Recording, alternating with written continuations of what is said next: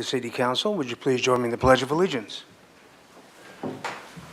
I pledge allegiance to the flag of the United States of America, and to the republic for which it stands, one nation, under God, indivisible, with liberty and justice. Madam Clerk, would you call the roll, please?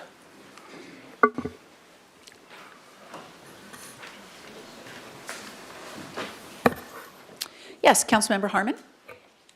Councilmember Friedman. Here. Mayor Rouse. Here. Mayor Pro Tem Alejandro Gutierrez. Here. Councilmember Snedden. Here. And Councilmember Jordan. Okay, and a little bit different today. Councilmember Gutierrez took sick today, wasn't in time to get it scheduled and notified. So I'm going to need a motion and an action by the council to allow him to participate remotely. Moved by Second. Jordan, second by Alejandro Gutierrez. All those in favor? Aye. Okay, they're very good. Passed unanimously. And is Mr. Gutierrez online? Yes, Okay, very good. I'm in my office. Okay. All right, very good. We have a ceremonial item read. Yes, ceremonial item number 1, Employee Recognition Service Award pins. Thank you, Mayor Rouse, council members. It is with great pleasure that I am able to recognize our employees who are reaching their 5-year increments of tenure with the city. I want to start with our 5-year people. Isaac Garcia, Wastewater Collection System Project Coordinator in the Public Works Department. Brian Passini, Control System Operator Specialist 2 in the Public Works Department. With 10 years, we have Juan Carlos Diaz, Painter in the Public Works Department, and Andre Romero, Park Ranger in the Parks and Recreation Department. With 15 years, we have Jessica Grant, Supervising Transportation Planner in the Public Works Department. And with 25 years, we have Frank Deely, Reservoir Dam Caretaker Distribution Operator in the Public Works Department. And here today is Dale Escobar, Wastewater Collection System Project Coordinator, also in the Public Works Department. All right, very good. And are... Mr. Escobar is here to receive his Oh, he is? proclamation. Yes. Oh. Why didn't you tell me?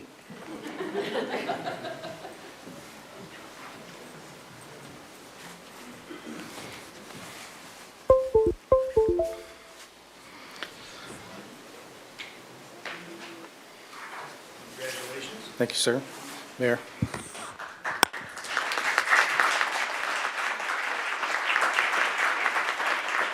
It's not over yet. Dale Escobar, Wastewater Collection Systems Project Coordinator for 25 years of service. Dale Escobar began his career with the City of Santa Barbara in March 1998 as a Utility Worker 2 in the Public Works Division, after working the previous 2 years as an Hourly Utility Worker 1. In less than 2 years, he was promoted to Senior Utility Worker. Dale has held a few different positions within the wastewater collection system, including Utility Worker 2, Wastewater Collection System Operator Technician, Wastewater Collection System Lead Operator, and now is a Wastewater Collection System Project Coordinator. Dale has great knowledge of the city's complex wastewater collection system. He has used the knowledge gained in each of his positions to become a very successful project coordinator for the Sewer Lateral Inspection Program. When SLIP began in 2007, Dale supported the program while also overseeing the collection system's CCTV van. In 2012, Dale became the sole full-time employee dedicated to the SLIP program. Over the years, he worked with Santa Barbara residents, the wastewater collections team, and local plumbing contractors to ensure private sewer laterals are maintained and in working order to eliminate private sewer spills. In 2017, Dale was promoted to project coordinator for SLIP. He is now part of a 5-person team dedicated to customer service and environmental protection by assisting property owners with the inspection and repair of their private sewer laterals. Dale enjoys spending time with his family, including his wife, his 4 adult children, and 1 grandson, with 1 on the way. Outside of work, Dale is an avid motorcycle rider and enjoys riding his Harley on the weekends in sunny Santa Barbara. Dale, on behalf of the Santa Barbara City Council, the residents of Santa Barbara, and your fellow employees, it is a great pleasure to honor you for your exemplary career and outstanding service to our community. Congratulations. Thank you, Mayor Rouse. Thank you, City Council. Thank you. It's been a great privilege to work for the city of Santa Barbara. Very rewarding. I enjoy what I do. I got to thank my family for the support that they've given me. My wife, my kids, early on in my career, standby, sacrificing all that late hours, call-ins. Without that support, I don't think I'd be where I am today. And then a couple key retirees that are no longer with the city of Santa Barbara. One is Mr. Art Ortiz. He was a supervisor in the water. Very thankful for him. Another one is Mr. Manuel Romero. Gave me my opportunity in the wastewater. And then the crew that I work with now, Galen Fair, Isaac Garcia, Mariana Cruz, and Lucy Tron. I thank you guys all. I thank City Council, Mayor Rouse, and all that is here. And I appreciate all that we do here. Thank you. Thank you, Dale.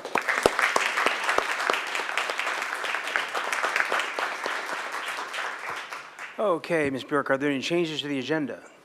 No changes, Mayor Rouse. Okay, with that, we'll go to general public comment, and this is comment on anything that is not on the current agenda, but within the purview of this body.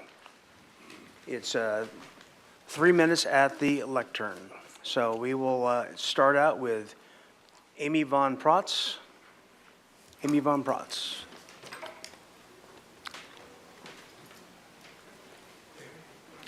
Be followed by Sheila Hazen, and this will be, go right ahead, Ms. Von Protz. Hello, my name is Amy Von Protz. Thank you so much for listening to me this afternoon. I'm a longtime resident I'm a 20-year resident of Santa Barbara, and I always was told that you start off a presentation or a meeting with something positive, and I love working and living in Santa Barbara. So what I do is I help people get building permits for small remodels. I found this a really niche a couple years ago, and basically if you're doing a small bathroom remodel or a small kitchen remodel, you would come to me and I'd help you get a building permit through the city of Santa Barbara County or city of Goleta. My request to you is, I know that you guys make the fee schedule for the city of Santa Barbara, and I would like to ask that you would consider making a bracket for small projects. Right now, to get a building permit, I have one that's 53 square feet, and I wanted to tell you what 53 square feet is. A typical garage is 400 square feet. And you take that and subtract 100 and 100, and you get 53 square feet. For this bathroom remodel, there's no additional plumbing fixtures, no exterior changes, no structural, and the fee for this job is $3,098.59. Again, 53 square feet. And that's why I'm asking if you would consider doing a bracket for projects maybe under 100 square feet and make a fee in more of the $700 to $800 range. People are out there in Santa Barbara want to do the right thing. I really, truly believe that. And the contractors, I work with the most amazing people. However, this project for over $3,000, and it meets all those criteria, and it's really hard for me to go up to a client and say, you owe this amount of money for this building permit. If your budget for a bathroom remodel is $10,000 and you have to pay $3,000 to the city of Santa Barbara, what would you do? I mean, would you say, well, I'm just going to do it not get a permit and just go ahead and do it, or I'm going to do the right thing and pay that $3,000. So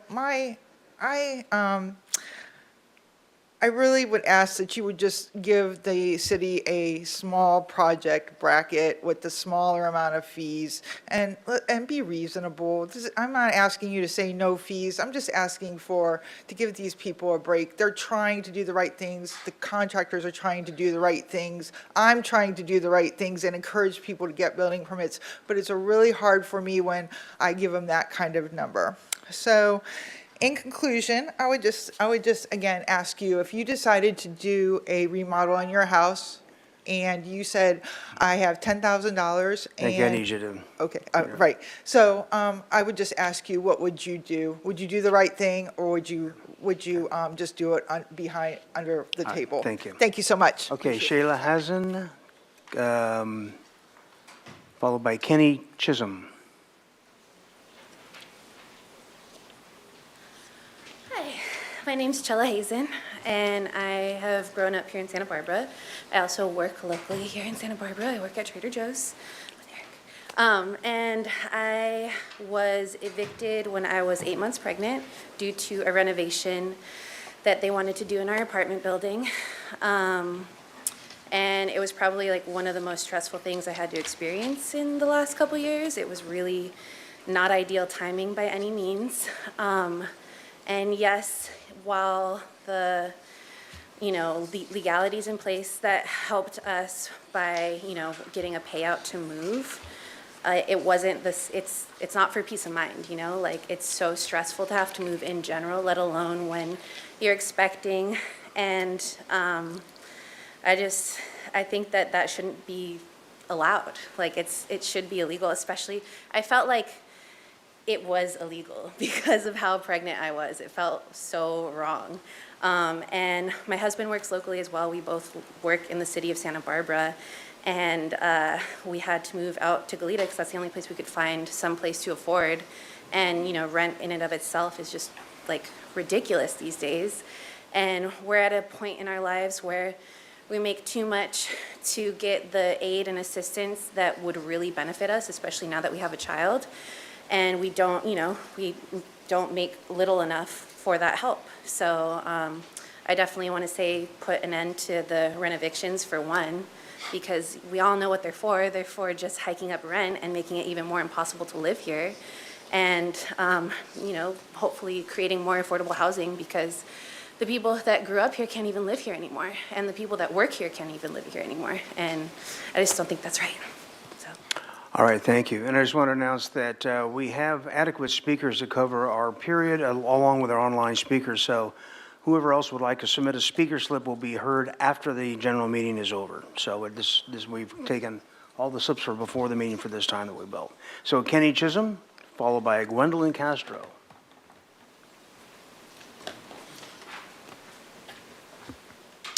Hello, my name is Kenny, and I'm a resident of Santa Barbara in District 2. I have lived here for 10 years, and I love living here and contributing to our community.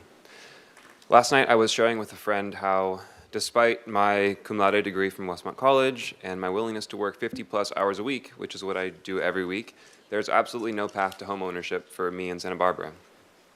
For me and for nearly all of my peers, a life path of settling down and having a family and a home of my own is in direct conflict with the life path of staying in Santa Barbara.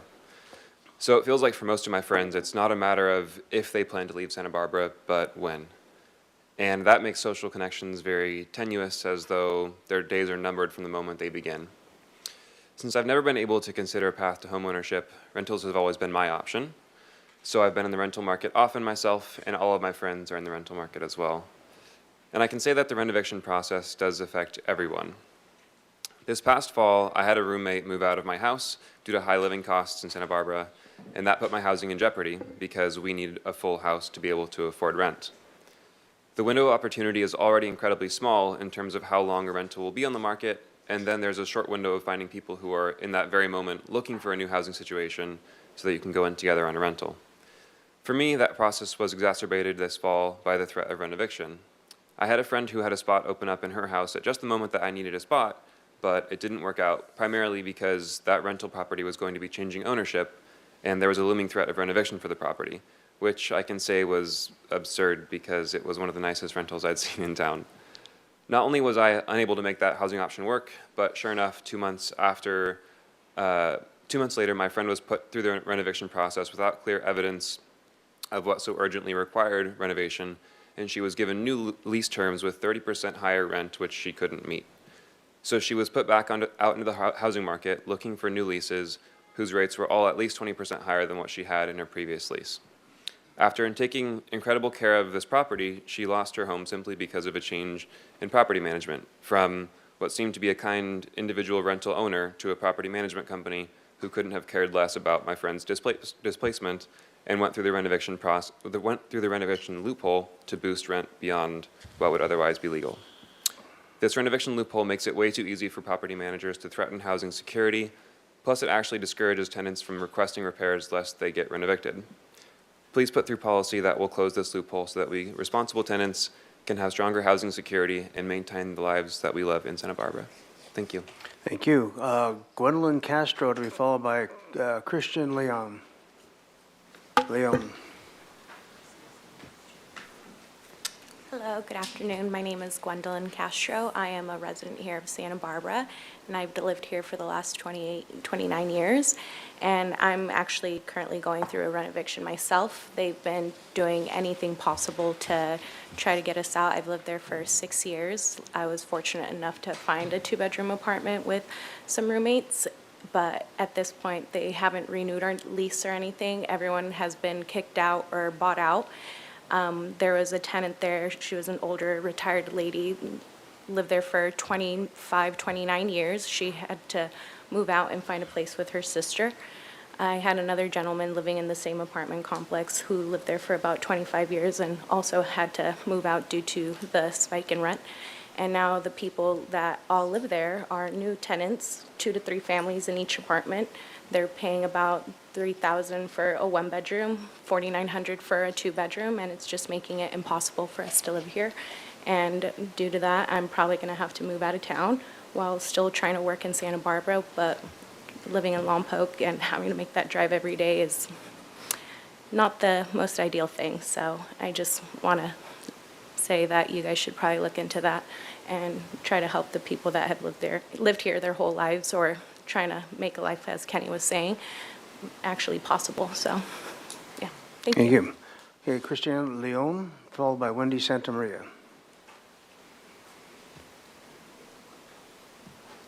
Hi there, good afternoon. My name is Christian Leon, and I'm born and raised here in Santa Barbara.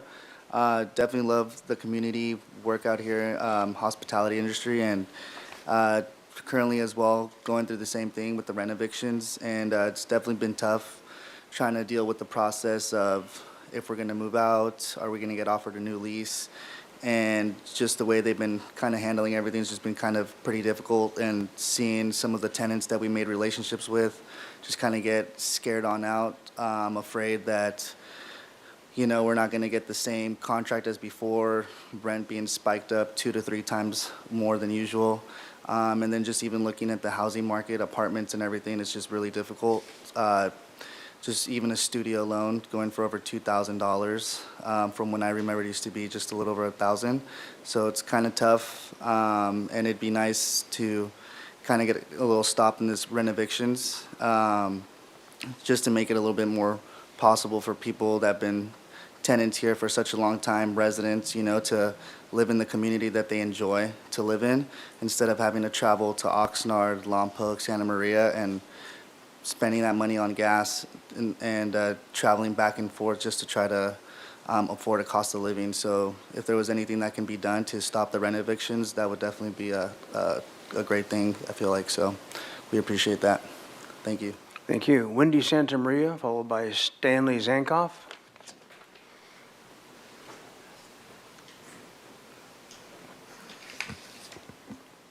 Good afternoon, Mayor, City Council. My name is Wendy Santa Maria. I'm the community organizer with Cause here in Santa Barbara.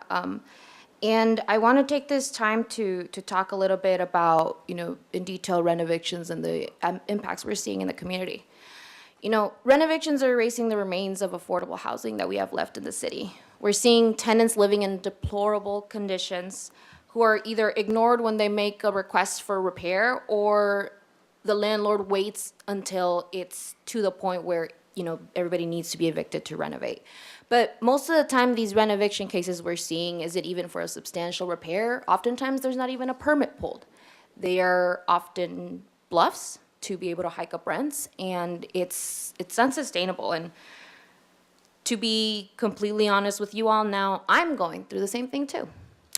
I'm living in Santa Barbara right now in a rental with many needed repairs and updates, and I've lived there these last 3 years. I've made do without the requested repairs, And now they're finally making some of those repairs, but in turn also trying to raise my rent.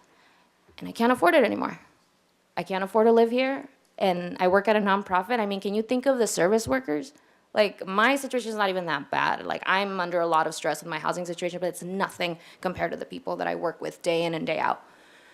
And, you would think or hope that it'd be easier to find a cheaper home and, continue to do the work that you love, but I couldn't even do that. I'm now being forced to leave my job and go find a higher paying one just so I can continue to pay rent, make the new rent increase, and even with a higher paying job, continue paying more than 50% of my income to rent.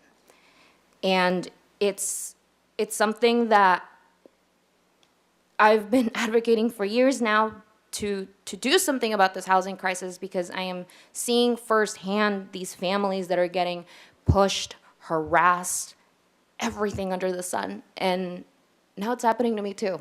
And it's always hit home, but it hits home even now. And I wouldn't wish this on anyone, but at the same time, if you don't believe that this housing crisis exists, I wish you could go out and find a rental, or try to, because it's impossible. And it's not about, wanting to screw small mom and pop landlords out of their money or anything. That's not even what we're talking about.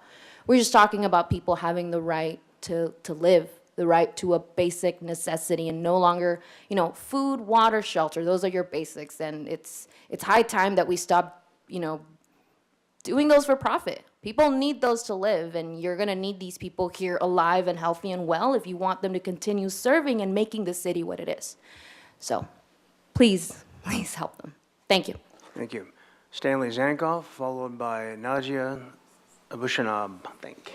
Hello again, Stanley Tankoff. I'm here as co-founder of the Santa Barbara Tenants Union and as a longtime working class renter who, like you, cares deeply about our community. Back here today, along with some of our neighbors, some community leaders, some organizations who are increasingly asking you, urging you, pleading with you to take action to ban rent evictions and take more bold, common sense action on providing more housing that's dignified, affordable for everyone. And I want to reiterate here that there are many, many more folks who simply couldn't make it midday. It's just the nature of being in this room, right? You all understand that.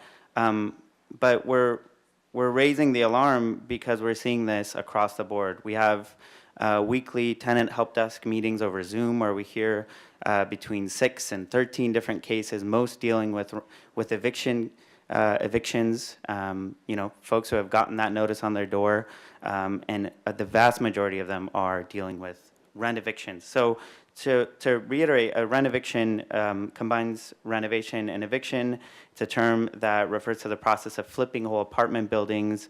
It displaces people, pretty much always longer-term working class renters, and it contributes significantly to the loss of remotely affordable housing stock in our region. As we're talking about really good policies with where to put housing 10, 20, 30 years down the line with our housing element, we also need to be talking about keeping the homes that we have. And I'd like to emphasize that the landlords that engage in rent evictions, like Wendy mentioned, are almost always large companies, and they're not your good local small property holder. They mass evict under the guise of renovations, deregulate the rent, and resell. And it's an industry that's becoming larger and larger around the country, even internationally. So the reason why we're asking you to do something is to help us mitigate that huge pressure that folks are under. That's relatively new, but it's escalating quickly. These flipper companies often do cosmetic elective repairs, which is why the council should and could consider banning any renovation evictions that deal with anything but very serious and vetted habitability concerns.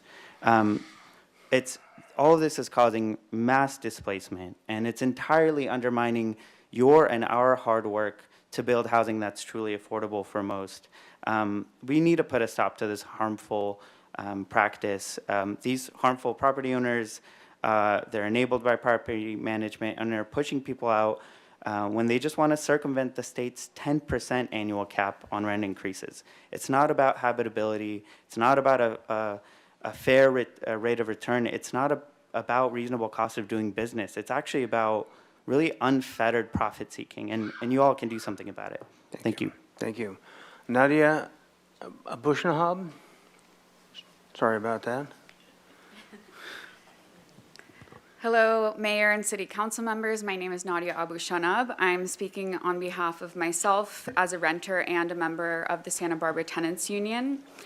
And I think and echo those who have already spoken in asking you to ban rent-evictions in Santa Barbara. I myself was rent-evicted from the last home I lived in, and luckily some friends of mine had a room opening up in a home nearby, and I am able to continue living in Santa Barbara. However, the home I was living in was a limited equity housing cooperative that had to be sold to a for-profit landlord, and he's the one who did the rent-eviction. And 6 of the people I was living with had to move away from Santa Barbara because of that. And because it was a single-family home, even though there were 8 of us living there in the 7-bedroom home, and the landlord does own and manage multiple properties in Santa Barbara, it's designated as a single-family home.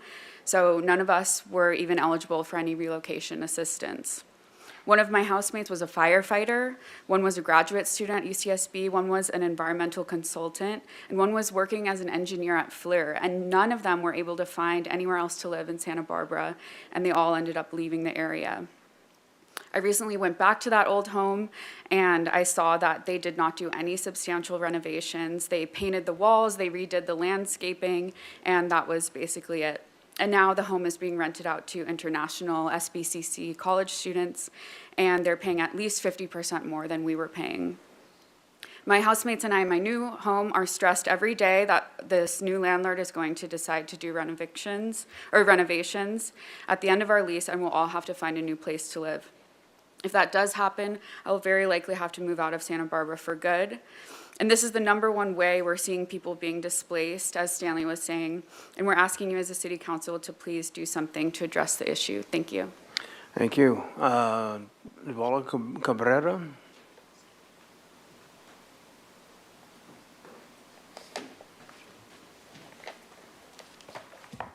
Buenas tardes, mi nombre es Zoila Cabrera. Soy miembro de la mesa directiva de Causa. Estoy aquí este día para apoyar y exigir que paren los desalojos y que el gobierno pare de hacerle más millones a las corporaciones y nos exprimen los bolsillos a las familias trabajadoras. Que ya paren los desalojos, que paren de decir que van a hacer remodelaciones en casas, edificios, en apartamentos, cuando no es debido. Y resultan vendiendo las propiedades. Dice, a corporaciones, a desarrolladores que nomás nos están exprimiendo los bolsillos. Que ni una casa pueden comprar los primeros compradores. Ponen una casa por, un ejemplo, ponen una casa por 800,000 y se la venden al que tiene más dinero, que da 840,000. Es una calamidad lo que están permitiendo que desarrolladores sigan haciendo y ni quieren rentarle a familias de bajos ingresos. Construyen para gente millonaria, que renten, que paren los desalojos. La ciudad se queja del problema de los homeless, pero cuando el gobierno local es el mismo que le da la luz verde a los desarrolladores para hacer más viviendas. La misma ciudad también está dando paso para que se haga más grande el bolsillo los desarrolladores, no a los desalojos. Gracias. Gracias. Madam Clerk, are there any speakers online? Mr. Mayor, no speakers with hands raised. Okay, very good. With that, we will close public comment. We'll move to the consent calendar. Do you have some items to read? Yes, Mr. Mayor. Item 3, accept and spend donation from Santa Barbara Police Foundation for Police Department K-9 Unit and appropriate funds in fiscal year 2023. Resolution Recommendation of the Council A, accept a donation from Santa Barbara Police Foundation with a value of $20,000 to purchase equipment and provide specialized training for the Police Department K-9 unit, and B, adopt by reading of title only a resolution of the Council of the City of Santa Barbara amending Resolution Number 22059, adopting the budget for fiscal year 2023 to accept a gift of $20,000 from the Santa Barbara Police Foundation for exclusive use and benefit of the Santa Barbara Police Department. And item 4, second increase for aviation planning services contract for the fixed base operator redevelopment project resolution agreement. Recommendation, the Council A, authorize an increase in the extra services amount with Jacobs Engineering Group, Inc.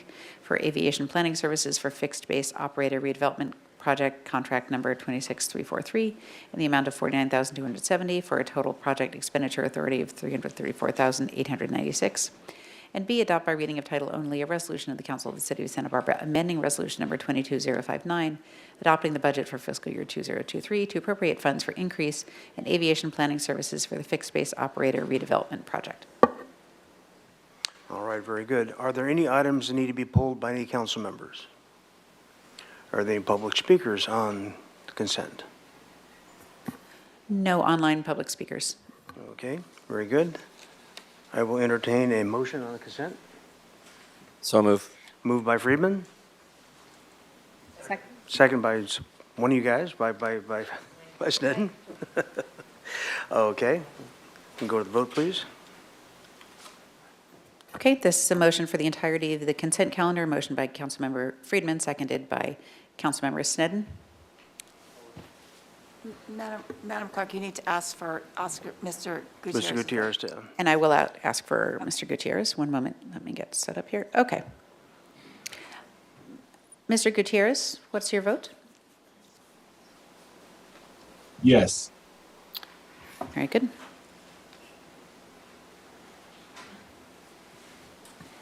Okay, consent calendar passed unanimously. Thank you. Very good.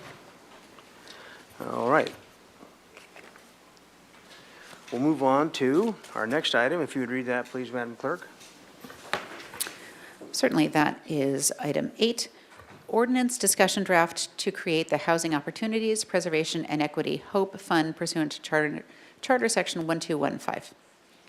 All right, very good. And as we get ready for the staff presentation, I have an announcement to make about this item. We got this item last week, and without seeing the CIR and some of the input that we've got from the community, realize how complex and how diverse the opinions, the wants, the needs, and directions this is. It's not quite ready to go for full distillation for council deliberation. So what we'd like to do is this.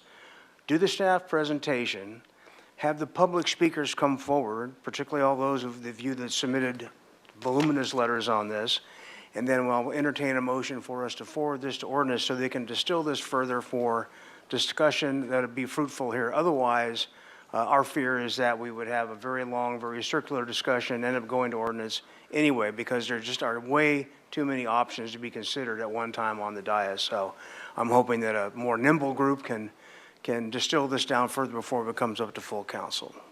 So with that, we'll go ahead and start out with our staff presentation. Ms. Doubles. Thank you, and good afternoon, Mayor Rouse and City Council members. My name is Laura Doubles. I'm the Housing and Human Services Manager for the city. And I thank you for having us here today to present to you the ordinance discussion draft for the creation of the Housing Opportunities, Preservation, and Equity, also known as the HOPE Fund. To summarize, staff is here today to request council review a discussion draft of the ordinance in order to create the new HOPE Fund and direct staff to return with an ordinance for introduction. The fund was established by council at their meeting held on October 4th, 2022. Then on December 6th, the council allocated $2.88 million to the new fund to help address the city's housing needs and encourage community participation by matching funding from outside contributions. The fund is created to support a variety of housing-related initiatives through capital projects and programs and services that support either obtaining or preserving affordable housing. Local workforce housing is a main focus of the fund by assisting households with incomes up to 200% area median income, or AMI, who are struggling to afford or maintain housing. The proposed ordinance establishes the New Hope Fund with the intent of opening up the possibilities of receiving contributions from a variety of funding sources to really encourage community participation and then provide qualified households with assistance to either obtain or retain affordable housing. $250,000 will be provided as well for a right to counsel program to assist those who are unable to afford legal counsel for defense against possible evictions or forfeiture of their housing. Use of the fund is limited to increasing, improving, or maintaining the supply of affordable housing, providing certain approved affordable housing-related programs and services, and it is intended to benefit households with maximum incomes of up to 200% AMI and who reside in the city of Santa Barbara. Eligible expenses will include capital expenses, which is new development, real property acquisition, and/or rehabilitation of real properties. Programmatic expenses, which are paid to entities providing approved housing-related programs and services.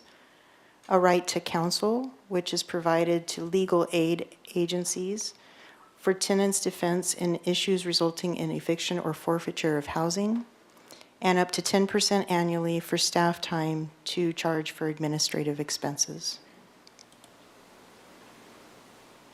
The proposed terms of how this funding will be provided are as follows.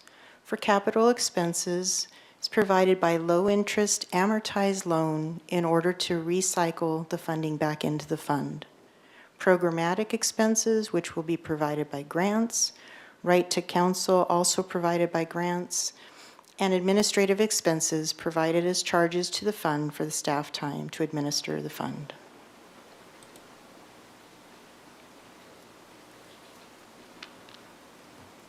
Sorry, this one back.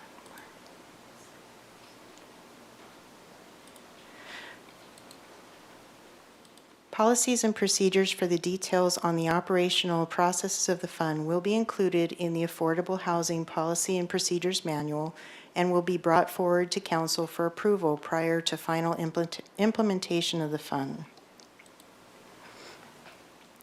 In order to incentivize affordable workforce housing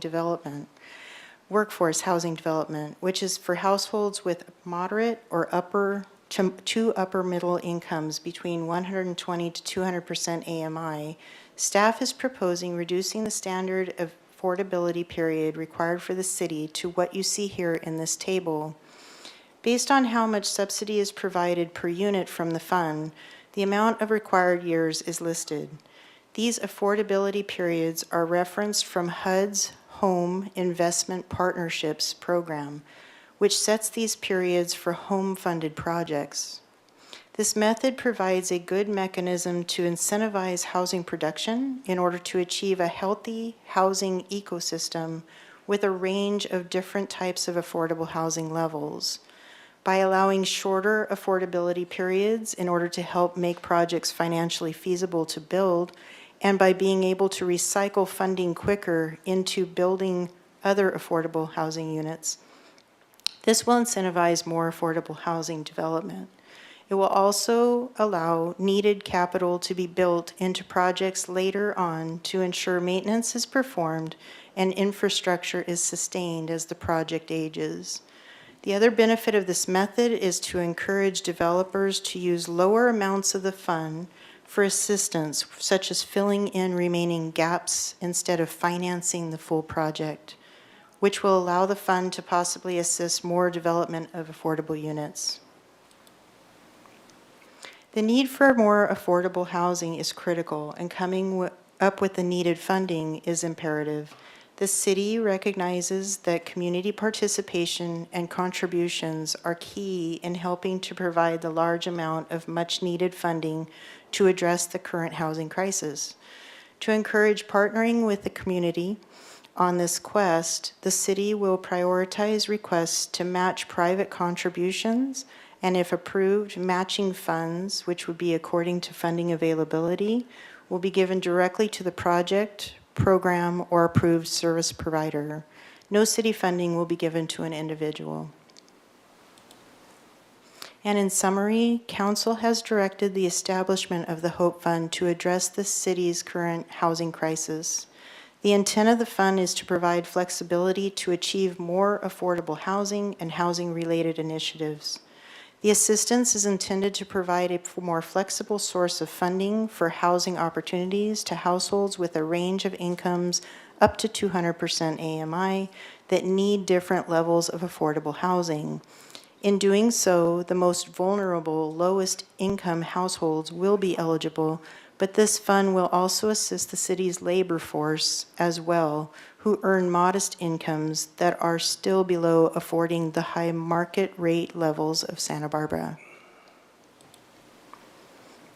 And with that, we're back to staff's recommendation. That concludes my presentation, and I'm here for any questions. Thank you.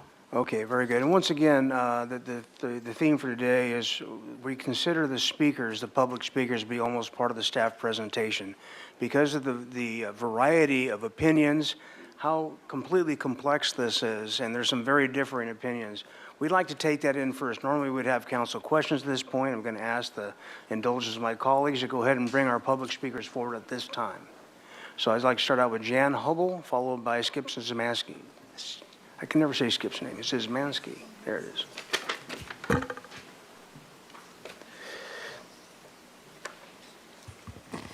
Thank you, Mayor Rouse and council members. My name is Jan Hubble, and I'm on the Board of Directors for Habitat for Humanity of Southern Santa Barbara County. We submitted a letter yesterday, and I will highlight a few points from the letter. Habitat is a nonprofit organization that helps low and very low income families, up to 80% of AMI, build and improve places to call home. We believe affordable housing plays a critical role in strong and stable communities. We want to thank Council for their decision to earmark funds to create hope. Some government subsidies, such as low-income housing tax credits, support rental housing only and cannot be used to support ownership housing. The Hope Fund is a critical source of funding for habitat projects in the city. We think the city's focus should be on meeting unmet housing needs. Most of that unmet need is for very low, and moderate income housing. That target for Santa Barbara is over 3,500 units.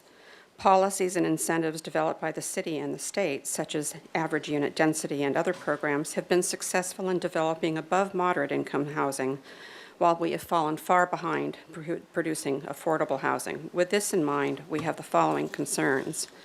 First, newly constructed affordable housing should have a local worker as well as local resident preference to reduce the jobs housing imbalance. This is consistent with RHNA. Workers should have the opportunity to live where they work and reduce greenhouse gas emissions and vehicle miles traveled. Second, funds should go where the needs are the greatest, which is below 120% of AMI. Affordability covenants should remain at 90 years or in perpetuity. Otherwise, we fail to have a permanent solution for affordable housing. In the past, setting covenants in place for as few as 5 to 15 years have quickly resulted in those homes moving into the regular marketplace. Scarce public funds should not go to for-profit developers who are not developing 100% affordable housing projects and can access state and local housing incentives that allow them cost savings, expedited reviews, and other waivers. Funds for new construction should be set on a case-by-case basis and dispersed as grants and/or loans, depending on the unique circumstances of each project. The Hope Fund should operate as a pass-through fund in order to reduce the 10% administrative overhead. The more money that goes to actual construction of units, the better. Finally, Hope funds should be distributed through a competitive process via a public notice of funding availability and funds awarded based on established funding priorities. Thank you for this opportunity to discuss our concerns. We are grateful to the city for their support of Habitat now and over the years. And if you have any questions, I'll be happy to respond. Thank you. Very good. Thank you, Ms. Hubble. Skip Szymanski, followed by Stephen Falsich. Good afternoon, Mayor Rouse and City Council members. My name is Skip Szymanski. I'm the Deputy Director of the Housing Authority of the City of Santa Barbara. Rob Fredericks is not available today, so I'm here on his behalf. We do want to recognize city staff's effort to bring their recommendations forward. And while we are in agreement that there is a housing crisis, it's a multifaceted issue that requires solutions with various approaches.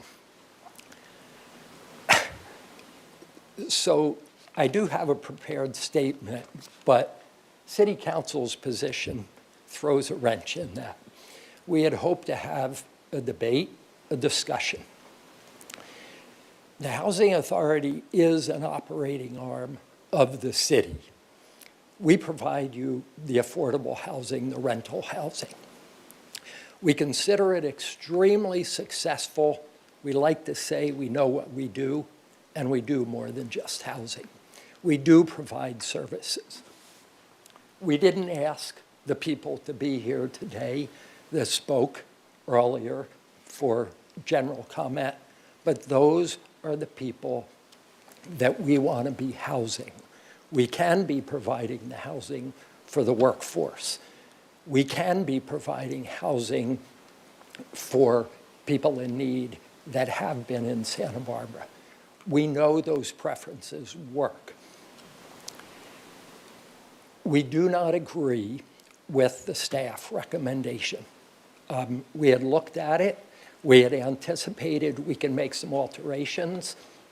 But what we did do, we sent a letter, and we have a one-pager. Our position is very clear.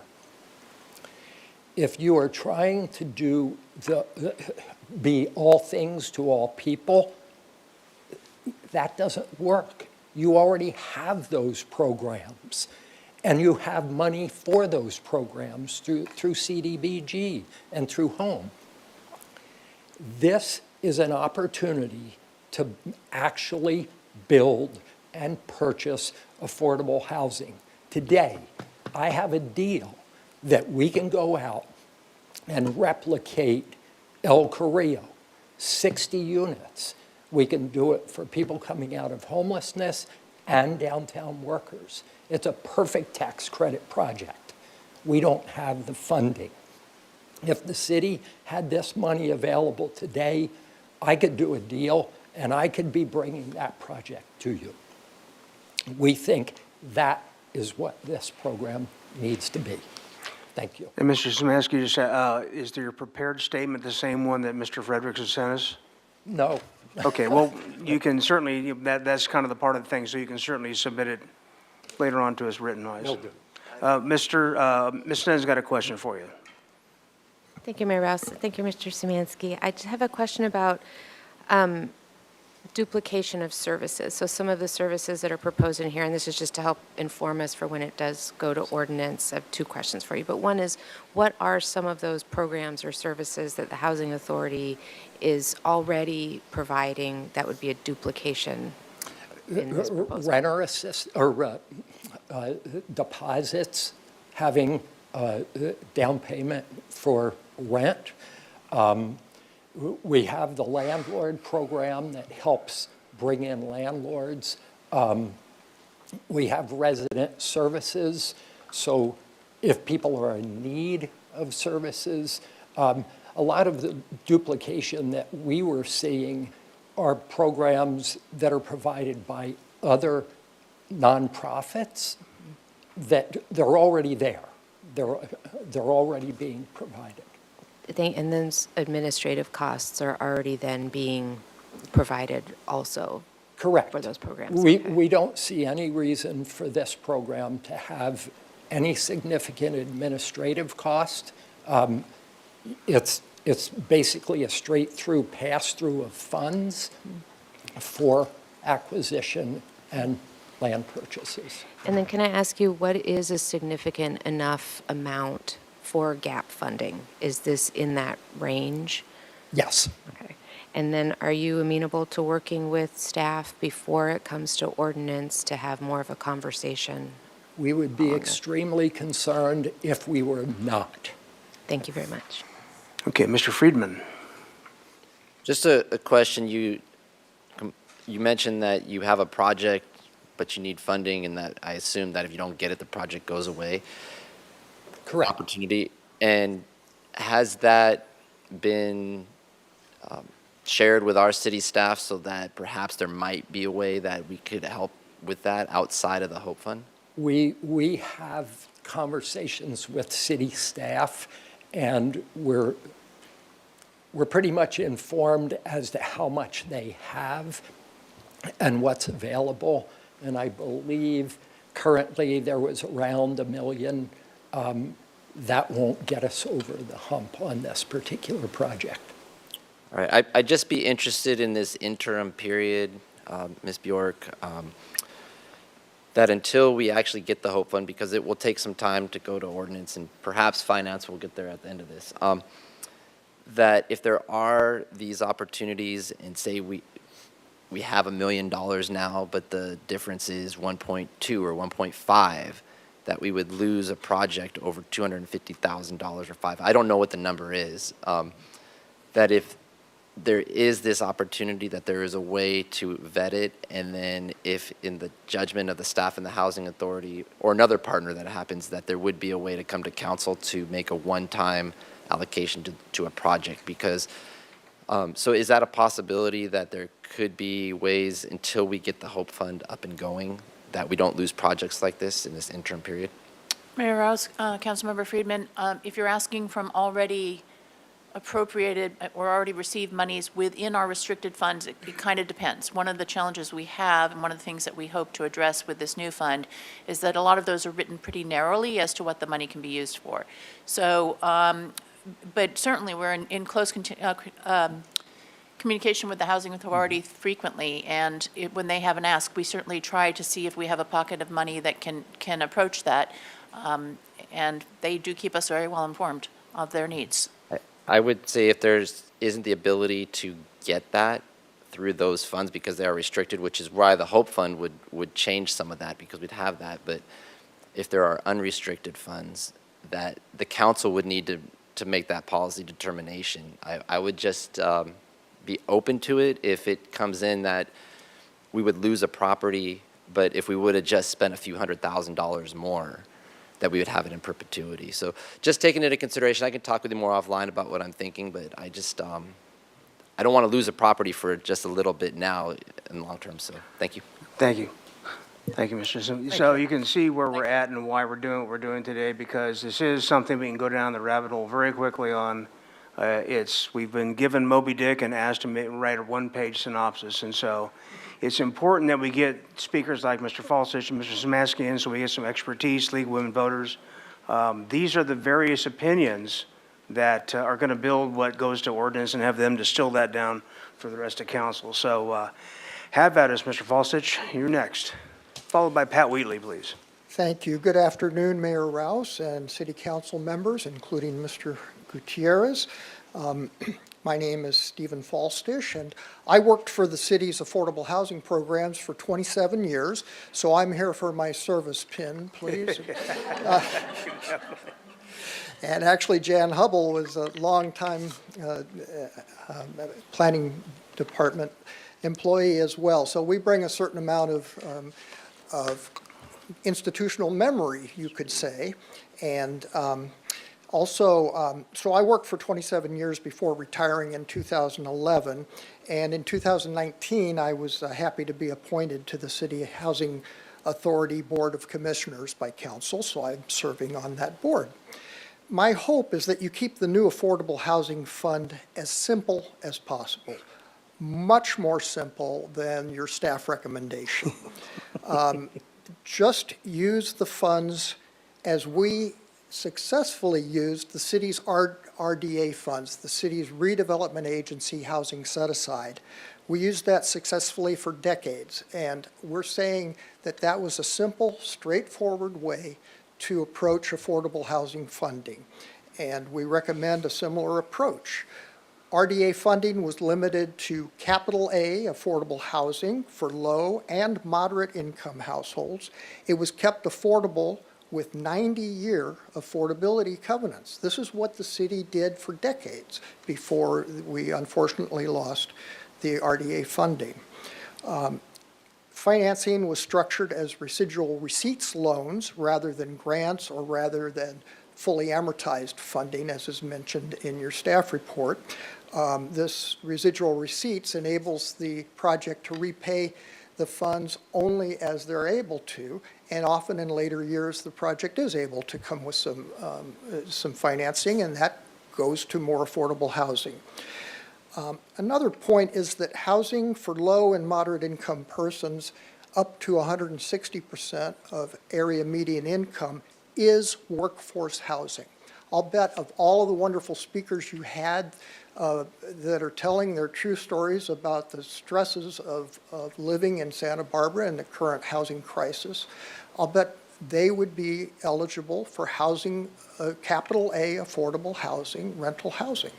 And we do oppose setting new housing policy through this process. What happens, for instance, the staff recommendation that you adopt today, I know that's been changed, but that you adopt today, affordability controls of 5, 10, or 15 years. What happens to tenants when such controls expire? As your city attorney can confirm, because we worked together for years on this, council has adopted its affordable housing policies and procedures handbook over many years and after careful discussion and public review. Today's staff recommendation is not the way to adopt new affordable housing policies. As with RDA funds, let's focus on newly created or newly rehabbed units rather than services. But if council does eventually approve some of these funds going to important housing services, please limit it to a maximum percentage of the fund, perhaps 20%. Just in closing, I find it uncomfortable to be opposing staff recommendations. It's not something I'm used to. During my 3 decades of experience with the city and the Housing Authority, we have always acted as partners. Council appoints the Housing Authority Board. The Housing Authority acts as the city's housing production arm, and we look forward to continuing to nurture this partnership experience where we're not just presented with something as if it's completely done. So I thank you very much. Thank you. Pat Wheatley, followed by Diane Black. Good afternoon, Mayor Rouse and City Council members. My name is Pat Wheatley, and I am proud to serve as the chair of the Housing Authority Commission for the City of Santa Barbara. I want to thank the members of council for their recommendations to allocate funding for the extensive needs of housing in our city. We at the Housing Authority recognize daily the incredible impact of the lack of affordable housing in this community, and the individuals that spoke this afternoon recommended that this cannot continue without full addressing to the need. In consideration of the draft city staff proposal, the Housing Authority has submitted comments and concerns that we have in the draft ordinance. We are strongly advocating that funding be directed to permanent, affordable housing for families and individuals with low and middle income who truly serve as the backbone of our community. We feel that these dollars should be tied to RHNA numbers and the city housing element, and which can directly impact and need and can be evaluated as to that impact. The multi-directed funding stream will dilute accountability and significantly reduce any significant impact. Prior to my retirement, I worked in human services in this community for about 46 years in public and private nonprofit sectors. I have worked directly with families and individuals who are experiencing homelessness and are at risk of losing their homes. I would never underestimate the need for comprehensive services in our community. But unless we address the core need, affordable housing, services can never fully lead to individuals and families establishing permanent homes. I have worked with more individuals than I know in these situations through Transition House, when I am finding individuals that have gotten wraparound services are ready to move in. But if we can't put them in a house, what have we done? We have not served that individual. I urge you to establish this fund as a pathway to increasing permanent, affordable housing stock that our community desperately needs. We at the Housing Authority welcome the opportunity to work in collaboration with city staff and other key community agencies to develop a targeted and impactful process that can have accountability built in at the beginning. I really think that we have some incredible agencies. I know that we have incredible agencies with expertise in housing, and we need to use that expertise. And we, as I feel very confident in saying, want to come to that table. Thank you. Thank you. Diane Black, followed by Nadia Abu Shaab. I feel like this is a bit of true confessions as to how long you worked for a public agency. 35 years, but the county. I got my pen. You Long don't need agency, to provide me one. Mayor Rouse and council members, my name is Diane Black, and I'm representing the League of Women Voters of Santa Barbara.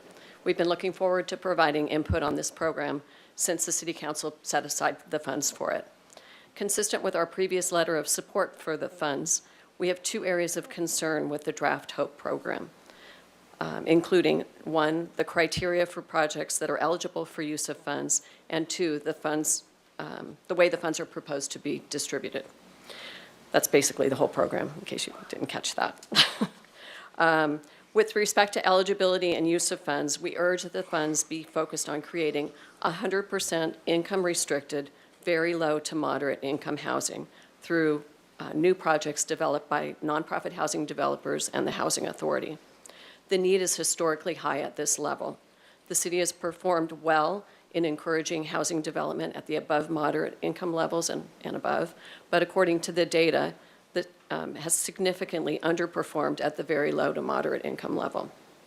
The League also supports using the funds to ensure maintenance of our existing income-restricted housing stock, including guaranteeing that at-risk deed-restricted housing is maintained, and rehabilitating very low to moderate income units. The League also supports the previous decision of the council to set aside $250,000 for legal assistance. The HOPE Fund, however, should not be available to for-profit developers for above moderate income units with shortened affordability periods. Additionally, while the League supports rental assistance programs, we believe, as others in this room do, that that needs being addressed elsewhere and should be done by agencies set up for that purpose. One of the goals of the HOPE Fund is to attract additional funds from philanthropic donations and private and nonprofit foundations. I believe these sources of funds are more likely to be attracted by a program that funds very low to moderate income-restricted housing and preserves existing housing stock. Garnering outside funding is important, an important objective of the program to ensure the maximum impact of the HOPE Fund. With regard to the process of distribution of funds, the funds should be allocated through a transparent public process. The funds should be distributed based upon a competitive process with clear criteria for selection. The process should be public with review by the Finance Committee or some other appropriate body, and with final approval by City Council. Decisions on fund disbursement should not be solely decided at the department head level, given the amount of money that's involved and the really important public purpose of the funds. In addition, funds should, can I just finish? Okay. Funds should be passed through with, I once testified at the Regents and they shut your mic off. So funds should be passed through with little or no administrative cost burden. And we just urge that the city seize the opportunity that these funds provide to develop a program that makes significant headway in addressing our very significant affordable housing need. Thank you. You very much. Nadia Abu Shaab, and followed by Stanley Tankoff. Hello again. Good afternoon, Mayor and City Council members. Again, my name is Nadia Abu Shaab, and I'm speaking now on behalf of the Santa Barbara County Action Network, SBCAN, and I'm also a renter and I live on the Lower West Side. We'd like to thank the council and the staff for allocating the budget surplus to the Hope Fund, as we advocated for a few months ago.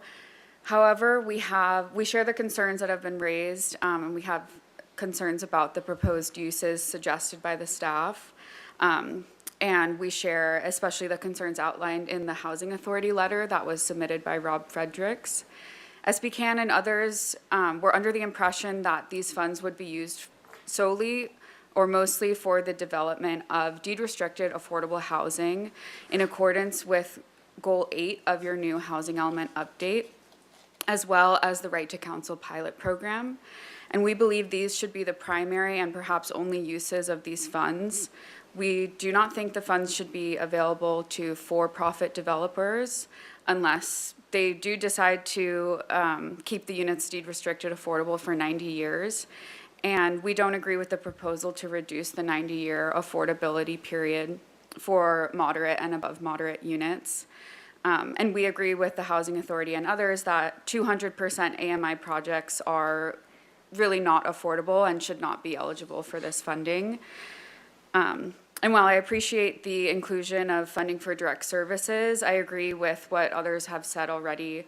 And I think that the city should be thinking more about the long-term impacts this fund could have. And I'm not sure if direct service is really the best use for these funds. So again, this fund should be used for the development of deed-restricted affordable housing and the right to counsel, as was originally proposed. Thank you. Thank you. Stanley Tankoff, followed by Wendy Santa Maria. Hello again, Stanley Tankoff. Thanks so much to, just to echo Nadia and many others, thank you so much for approving funds to go toward this fund, which many of us advocated for and which most of you voted to approve. And of course, now we want to make sure it's a program that works well, that it fits the intended purpose. And to echo others, this really does promise to be a really truly landmark program to create a stable source of funding to finance affordable housing. And I just, really want to make sure that it goes towards low, very low and moderate income neighbors here in this town. And a few initial notes. First, I'm really so glad that you all approved the allocation towards the Tenant Right to Counsel pilot program fund to give renters a fighting chance in the courtroom when we're served with bogus eviction notices and more. And I just wanted to know in the staff report, which I can only imagine how much work it takes to create something like that for such an expansive program, but it did say up to $250,000. I just want to make sure that that's not a typo or a word choice that might lead to us getting less than that. And second, admittedly, I need to do some more homework to learn more about these, but I'm concerned about the tenant-based relocation assistance vouchers for first, last, and security deposit. While these requirements for this money up front is prohibitive for many working class folks and families, it is de facto a voucher, basically a subsidy to property owners and management companies that are simply just charging too much upfront when they don't necessarily always need it. And just to echo some of the notes from other folks who wrote in and are here today, we don't think that the fund should be available to for-profit developers unless they agree to keep the units deed restricted, affordable for 90 years. And really keeping that proposal to reduce, to keep that at 90 years and not less. And also making sure that the housing is, again, aimed at folks who are working class, and that 200% of AMI projects are really not affordable and shouldn't be eligible for this funding. So I know this is the initial round, and I appreciate all your time and consideration on a really, truly landmark great bit of work that we're all on. So thank you. Thank you. Wendy Santa Maria, followed by Gail Osherenko. Good afternoon again, Mayor, City Council. I want to echo some of the comments made by some of my previous colleagues who came up. I first want to thank A staff for working on this, and B, all of you for allocating this funding to the Hope Fund. But I do want to echo some of the concerns raised by other folks here on, in particular, the vouchers, direct service payments, while good intentioned, are really just, as Stanley mentioned, they're really just subsidizing, for-profit developers and landlords who are just trying to, jack up those rents. And it's really just providing a Band-Aid solution for a much deeper issue. And this funding truly could be used to address, the flawed system we have in place. There are things that we could do. There are ways that we can use this money in a much more efficient way, where it's not just going to run out right away. Because if you just start giving out, rental assistance or vouchers to folks, that's going to go so quick. I mean, the need is astronomical. This money will never even make a dent in that problem. But if you use that money more towards things like, right to counsel and these other things that can not only keep people housed, avoid forcing people into homelessness, but we're also going to be able to protect the existing affordable housing that is so quickly disappearing. So I'll keep it at that. I'll keep it brief, but I do want to echo some of the recommendations to really allocate this money towards working on this in a systemic way, more on right to counsel, more on making sure that this goes to making sure that these funds go to deed-restricted affordable housing, and of course, right to counsel programs. So, thank you. Thank you. Gail Osherenko. Thank you, Mr. Mayor, City Council. I'm really glad to be here talking to you today. My name is Gail Osherenko, and while I am a board member with the League of Women Voters, and I fully support their position and the letter and all the details, I really wanted to talk to you today as an individual, as a resident here for 20 years in this beautiful, incredible community, and as a homeowner. I'm actually even a landlord, but we just have one unit. But I look at this from the standpoint of somebody who would love to be able to find a fund that I'd like to donate to, that I'd like to contribute to. And if it's not a fund that's limited to deed-restricted, 90-year affordable workforce, small a affordable, capital A affordable, not small, all this convoluted stuff, but really that it houses from the very low income to the moderate income, to our community full of nonprofit workers and essential workers, and in a community that is so at risk from earthquake, from fire, from everything else. We need those people living here. We need to address climate change, so we need them living here and not driving miles from, I can't believe how far away some of the sheriff deputies come to work here overtime. So that's the sort of perspective I have. I'd love to be able to contribute and get friends and other people to contribute to this fund too, so that we can grow it. But it needs to be something that gives us security that our investment will last a very long time. Thank you. Thank you, and thank you for bringing up the philanthropic possibilities of this fund as well. We have some speakers online, Madam Clerk.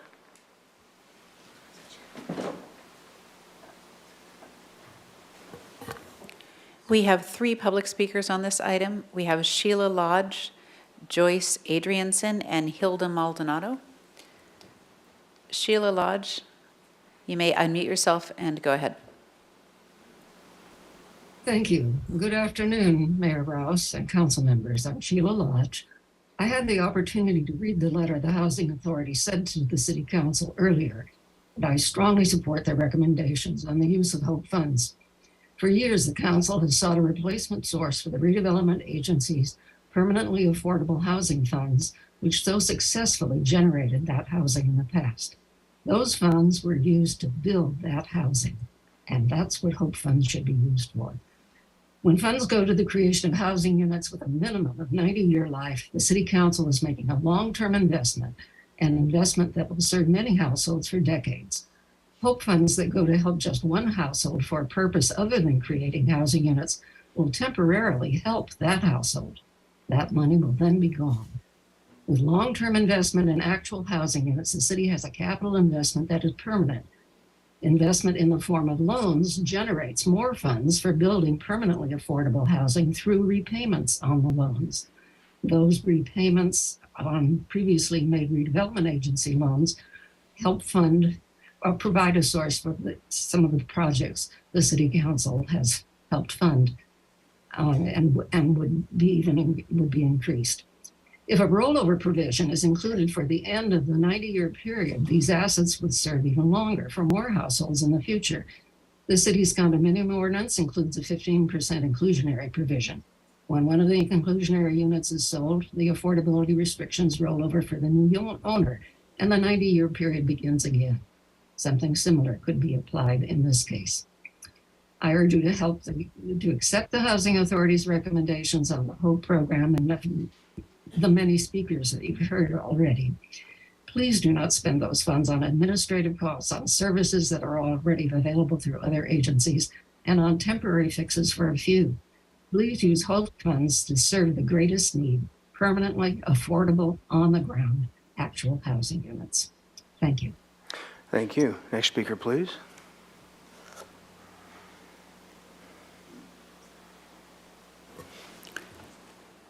Our next speaker is Joyce Adrianson. Joyce Adrianson, please go ahead.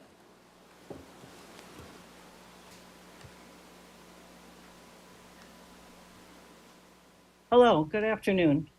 My name is Joyce Adrianson. I'm the president of the Santa Barbara Teachers Association. You were recently sent a letter from local school district superintendents and the presidents of all the workers' unions from these districts, addressing the dire need for affordable workforce housing in the Santa Barbara area. Santa Barbara has always been expensive to live, but recently has become so cost prohibitive as the purchase prices of houses and rents have skyrocketed out of reach for the average worker in our school districts. With 25 years in the Santa Barbara School District, I am at the top of the pay scale for teachers, and I cannot afford a decent place to live in Santa Barbara. And so after 40 years of living and working in Santa Barbara, I now commute to still pay almost half my take-home pay for rent. As we stated in our letter, it is difficult to recruit and retain quality educators due to the high cost of living in Santa Barbara. When I speak with teachers who are leaving or who have already left our school district, the high cost of living is a top reason for them leaving. One young teacher who left at the end of the last school year told me that as a professional with a master's degree, he didn't want to continue having to live with several roommates like he did when he was a college student. He wanted to go somewhere he could afford to live like the adult professional he is. Another educator who is leaving the district at the end of this school year told me that she and her husband want to own a home, and they know that is out of reach in Santa Barbara. So she accepted a position starting next school year in a district where they can afford to purchase a home.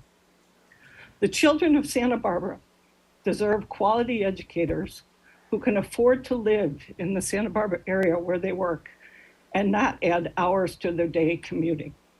And so I implore you to allocate the funds for affordable workforce housing in Santa Barbara. Thank you. Thank you. Next speaker, please.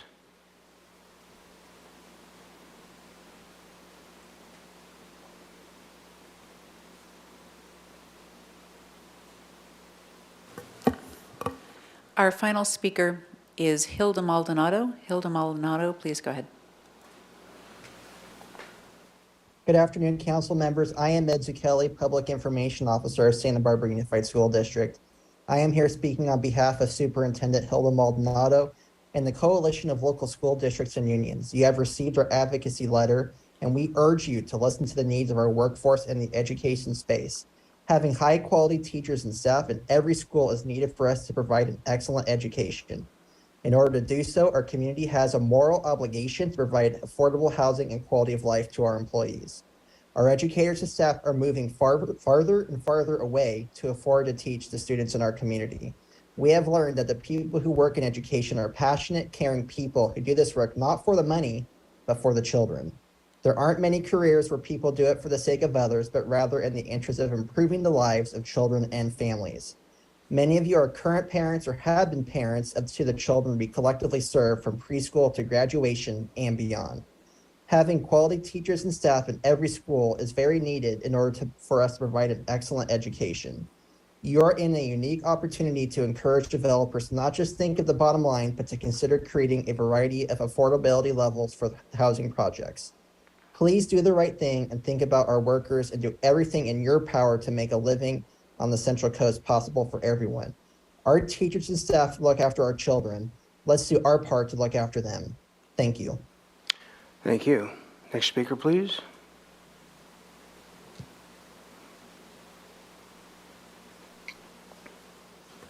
Mr. Mayor, no more speakers. Okay, thank you very much.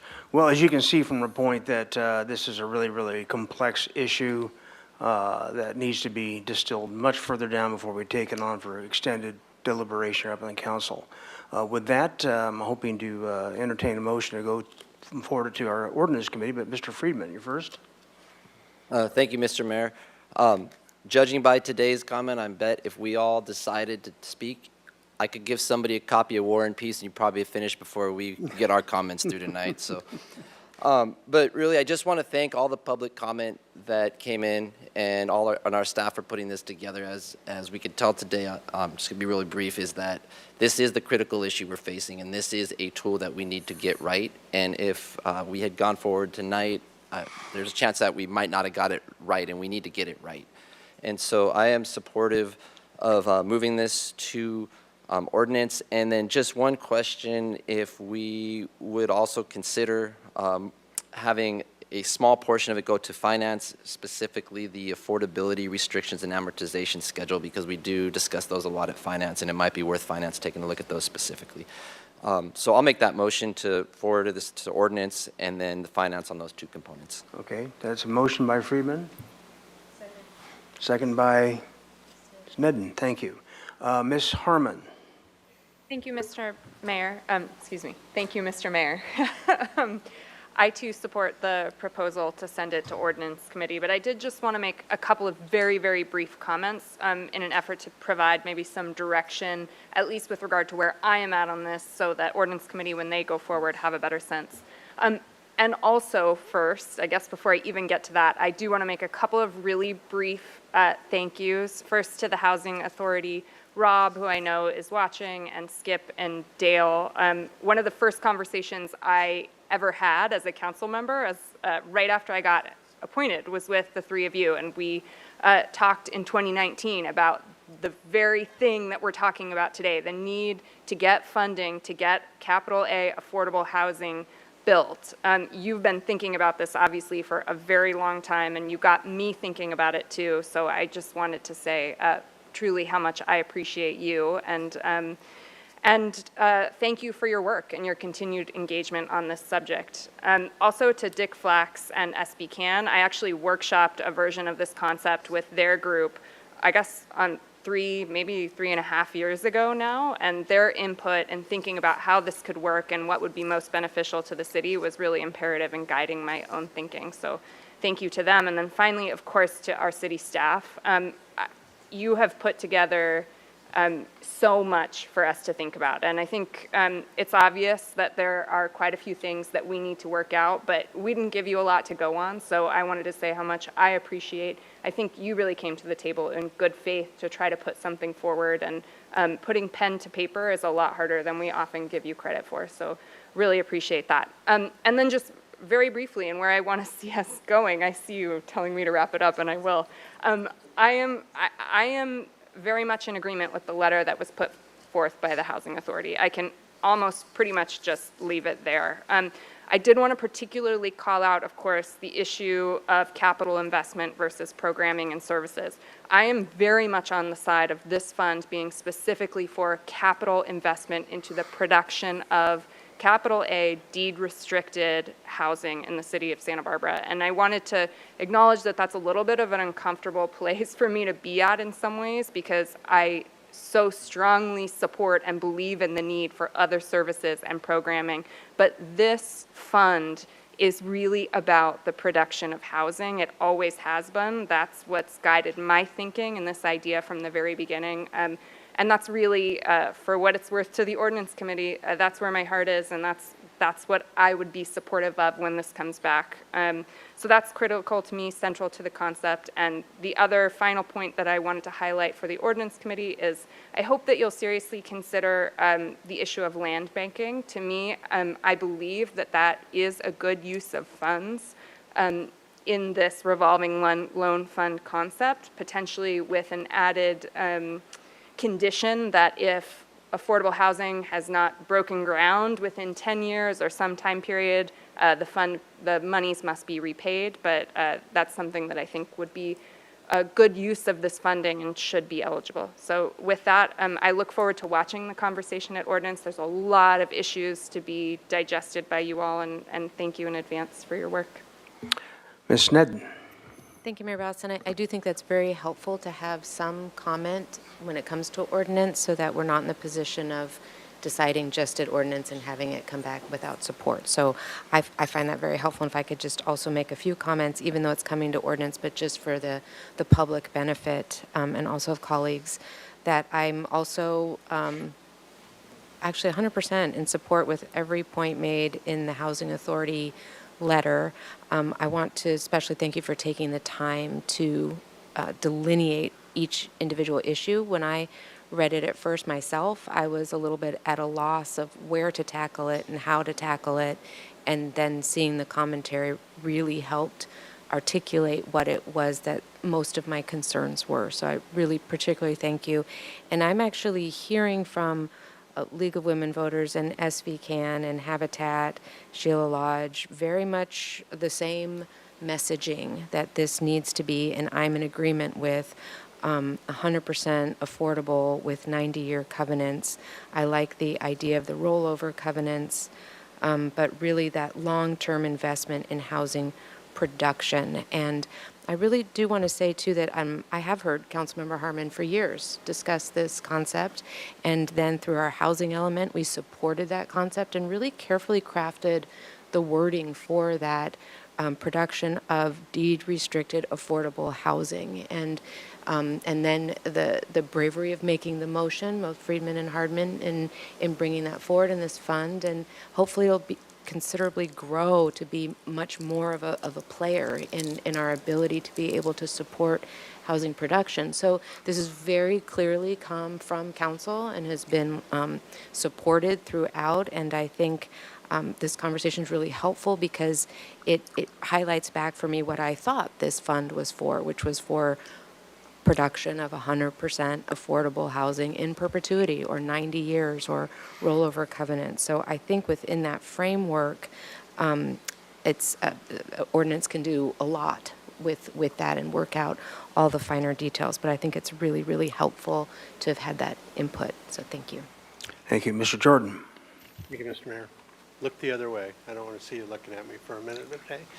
Speeding me along. I'm in agreement with everybody, and I talked a little bit with staff today, and I actually, my version of the suggestion to take to ordinance is a suggestion that we acknowledge that it'll be a two-stop visit, and I used the word workshop earlier today and made people groan, so really just an ordinance meeting, public meeting, but I actually like the scenario of, say something at Gebhardt where Ordinance Committee is sitting on one side of the table and staff is sitting on the other side of the table. And we have some of these discussions more than we're ready to go with a draft on, like, what is land banking? How does that work? How do you do the rollover? What's the consequences of tying the money up or tying over those covenants?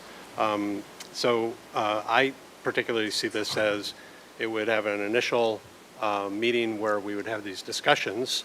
And as a result of those discussions, the second ordinance committee would actually see a draft ordinance to actually see, well, that's what we're either going to move to council or not move to council. So some of the things that I pretty much don't disagree with everything I've heard today.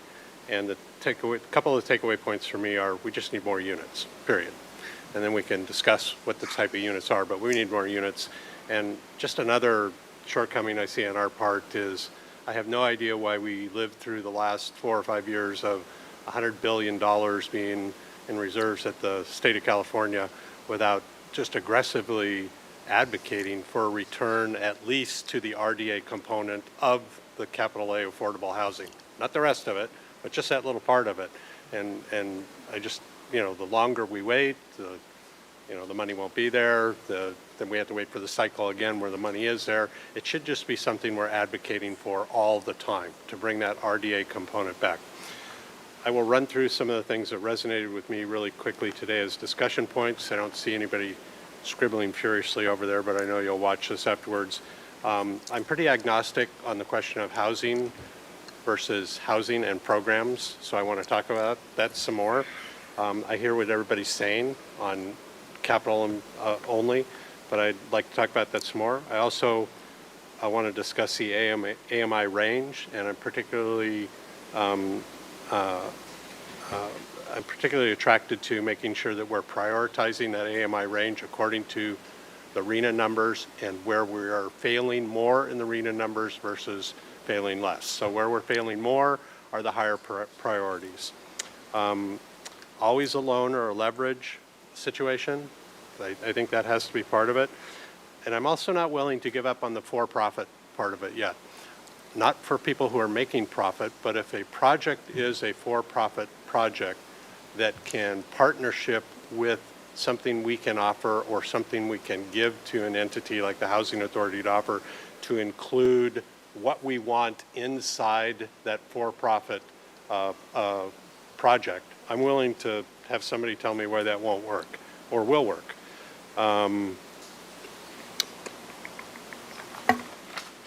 Local worker, I want to hear more about that and the legality of it, because I agree with all the reasons that that a local worker should not just be prioritized, but should be given the right. 90% rollover covenant. I know about the 90% covenant. I don't know much about the rollover provisions of that, so that's another discussion point I'd like to hear. Decreasing the overhead. I don't know why. I know we do that with other funding pots we do, and I really want an opportunity to say, I'd rather you do less of that and more of this, so you're not actually taking money from here, but you're just doing less of something else. Competitive process,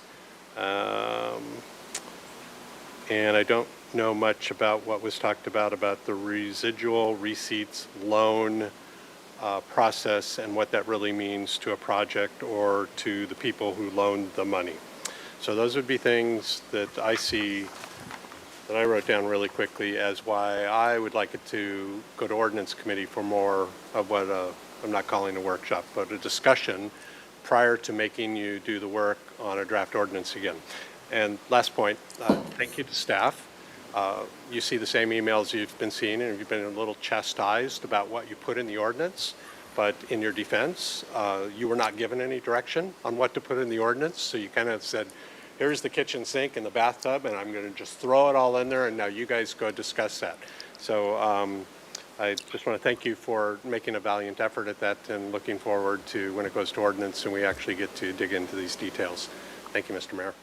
All right, thanks very much. If there are no further comments, we can go to a vote. Mr. Mayor, Yeah. could I ask, please, the maker of the motion to clarify the points he wants to go to Finance Committee? I was a bit unclear on that. Mr. Friedman? In light of the discussion, it seems to be pretty comprehensive at ordinance, and that you're having a pre-meeting versus before you do the draft, we can just send it all to ordinance. It doesn't need to come to finance, because those issues will be addressed through the ordinance committee, so it would be kind of redundant. So I'll just redo the motion just to send it to finance, Okay, or to ordinance committee. Ordinance, great. Okay, the Thank seconder to the motion? Okay with that? Okay. All right, so everybody understand the motion? Can we go to a vote, please? Okay, I will set up the vote and then ask Mr. Gutierrez. Councilmember Gutierrez? Oh, and let me repeat the motion, I'm sorry. A motion by Councilmember Friedman, seconded by Mayor Pro Tem Alejandro Gutierrez to forward to Ordinance Committee. Yes. Oh, I'm sorry. Snem was the second. Seconded by Councilmember Snedden. Thank you. And, It's Okay, unanimous. and We have a Councilmember winner. Oscar Gutierrez said yes, and we are unanimous in favor. Okay, very good. Thank you very much. And thank all of you, especially for the public participation, because that was particularly valuable today. We have an appeal coming up, so as we set up, we're going to go ahead and give our translators a 10-minute break. We'll be back in about kind of quarter of-ish.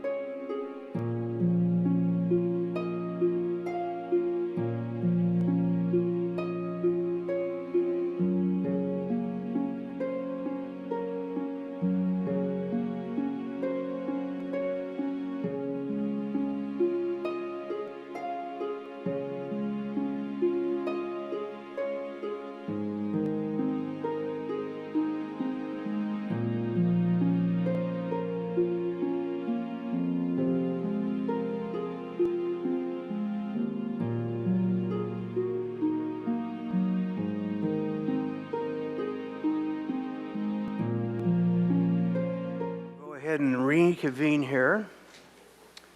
We have an appeal. You have an item to read, Madam Clerk? Yes, this is number 9, appeal of the Single Family Design Board's project design approval and final approval of development at 229 Vista Del Mar Drive. All right, very good. And before we get going, this is a quasi-judicial hearing. I'm going to ask, first of all, for my colleagues, if anyone has any kind of ex parte disclosures to make. I assume, Mr. Gutierrez, you're out there somewhere? Yes, no ex parte communication. Thank you very much. Okay, very good. So this is the way it'll go. We'll have a staff presentation to begin with, and then we'll have a 20 minutes of presentation by the appellant, of which you can use it all at once, or you can reserve some for rebuttal, and I'll keep the time up here. That'll be followed by the presentation by the applicant, also 20 minutes, same rules. You use it, or I'll reserve some.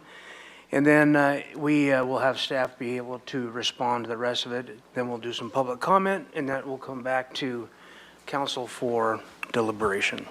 All right, very good. And with that, can we start with the staff presentation, please? Thank you, Mr. Mayor. Good afternoon, Mayor and council members. I'm Holly Garson. I'm an assistant planner with the Community Development Department, and I'm the current staff liaison to the Single Family Design Board Full Board projects.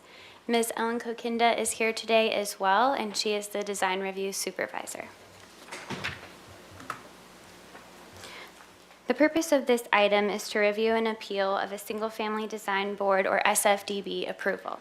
The project located at 229 Vista Del Mar Drive received project design approval and final approval from the SFDB on November 30th, 2022, and was subsequently appealed by Julie Cada, Jeff Harris, and Norman Gardner, who are neighbors in the immediate vicinity of the project.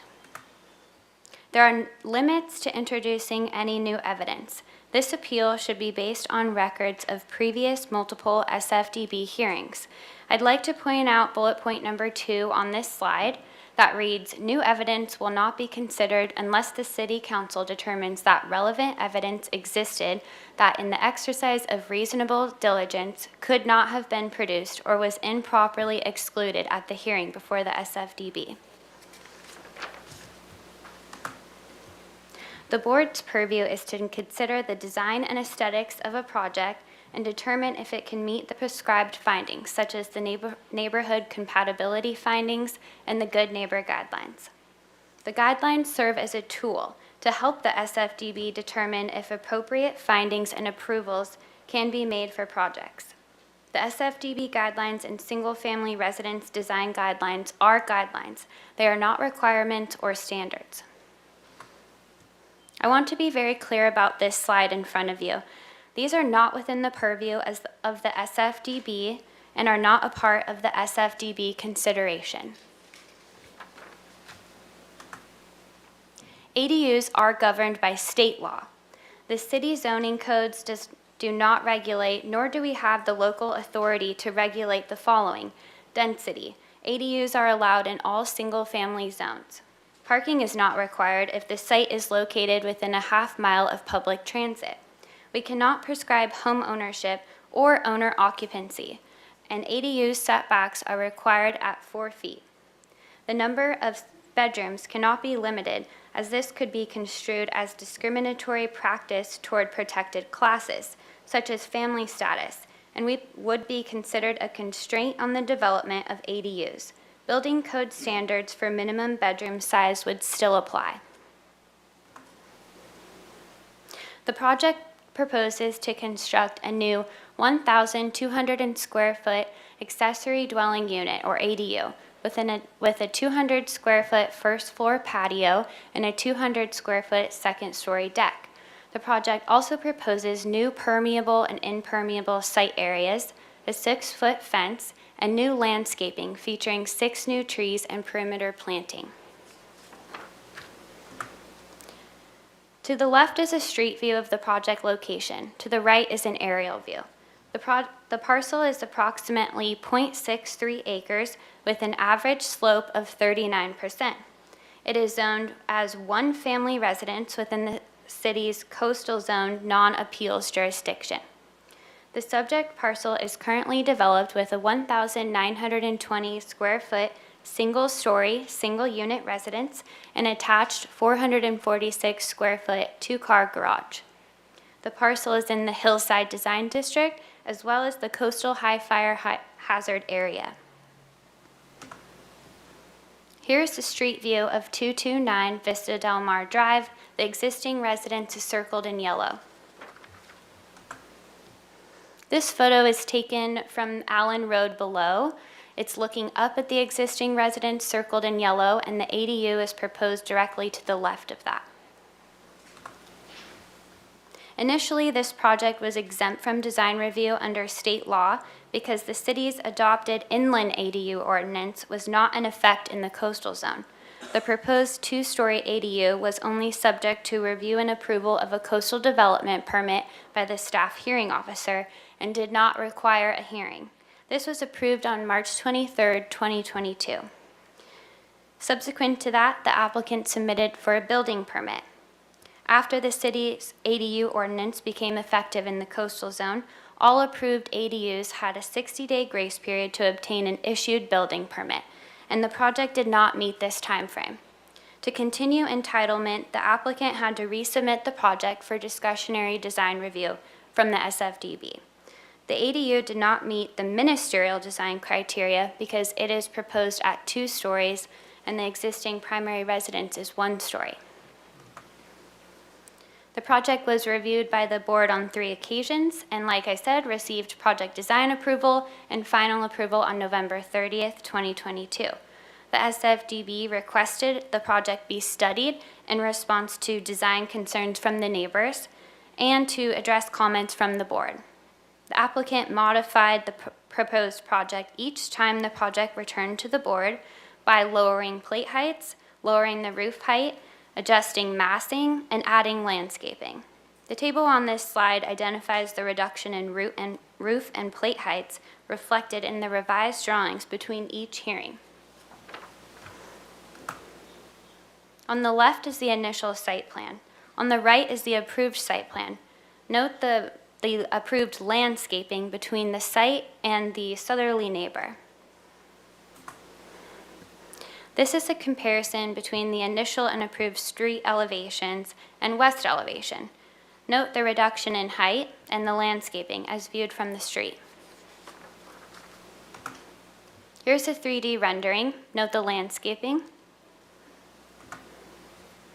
This slide lists all the issues identified in the appellant's letter, and we will cover these in detail in the next few slides. The appellants contended that the project poses consistency issues with the single-family residence design guidelines and that the design is not compatible with the neighborhood, ultimately impacting the board's ability to make the required neighborhood preservation findings and hillside design district and slope lot findings. The ADU style is in keeping with the architectural detail and color of the existing primary residence. To minimize the overall mass of the project, the ADU is in close proximity, about 4 feet 6 inches separation at eaves, to the primary residence, suggesting a single unified structure from the street. When granting approval, the board remarked that the proposed development will enhance the appearance of the neighborhood since the ADU is set back from the front of the property, and several similar multi-level residences already exist throughout the neighborhood area. They qualified that the structure is compatible with the neighborhood in its size, bulk, and scale, given that it is set back as far as possible. If moved closer to the slope side, the ADU would be more visible and not be acceptable to the southerly neighbor and would be closer to the hillside, causing more of a visual impact when viewed from Allen Road below. They determined that the project complies with the Good Neighbor guidelines regarding privacy, screening, additional landscaping, noise, lighting, and they appreciated the applicant maintaining the adjacent southerly neighbor's private mountain views. The board did make the Hillside Design District and slope lot findings, noting that the development, including the proposed structures and grading, is appropriate to the site and designed to avoid visible scarring and significant modification to the topography. The project was conditioned to provide standard tree protection measures during construction for the existing Chinese elm and other trees, both existing and proposed. In-kind tree replacement is required for any tree that does not survive. The project meets all zoning standards, including height and size. The approved project responded to board comments regarding the request to reduce height and continuously lowered the ridge height and first and second story heights with each presented design iteration. The FAR is a requirement for any parcel zoned residential single unit and under 15,000 square feet in lot size. On lots greater than 15,000 square feet, the FAR is used as a guideline rather than a requirement. The project's proposed total of 3,566 square feet of development on a 27,230 square foot lot is 75% of the maximum guideline floor to lot area ratio. The single-family residence guidelines encourages developments not to exceed 85% of the FAR. The applicants contend that the appellants contend that the FAR should not include the portion of the lot along the hillside as part of the calculation. However, the FAR calculation is standardized for all projects, and it does not exclude areas that are less desirable or ideal for development. Ultimately, the SFDB determined that the proposed development is compatible with the neighborhood in size, bulk, and scale. Lastly, the proposed development is located within the city's coastal high fire area and is subject to standard building permit requirements such as site investigations, project-specific engineering, and building and fire code compliance. When constructed, the project must also comply with high fire landscaping requirements. The project does not impact protected public scenic vistas because the site is not located on a coastal bluff, it does not contain public scenic views, and is not within a cone of view identified for scenic resources. Staff recommends that council consider this appeal. If council chooses to uphold the SFDB's approval and deny the appeal, the findings identified in attachment 4 of the council agenda report are required. If council cannot make the findings, then council may uphold the appeal and state the reasons why the findings cannot be made. This concludes staff presentation, and we are here for questions. Thank you.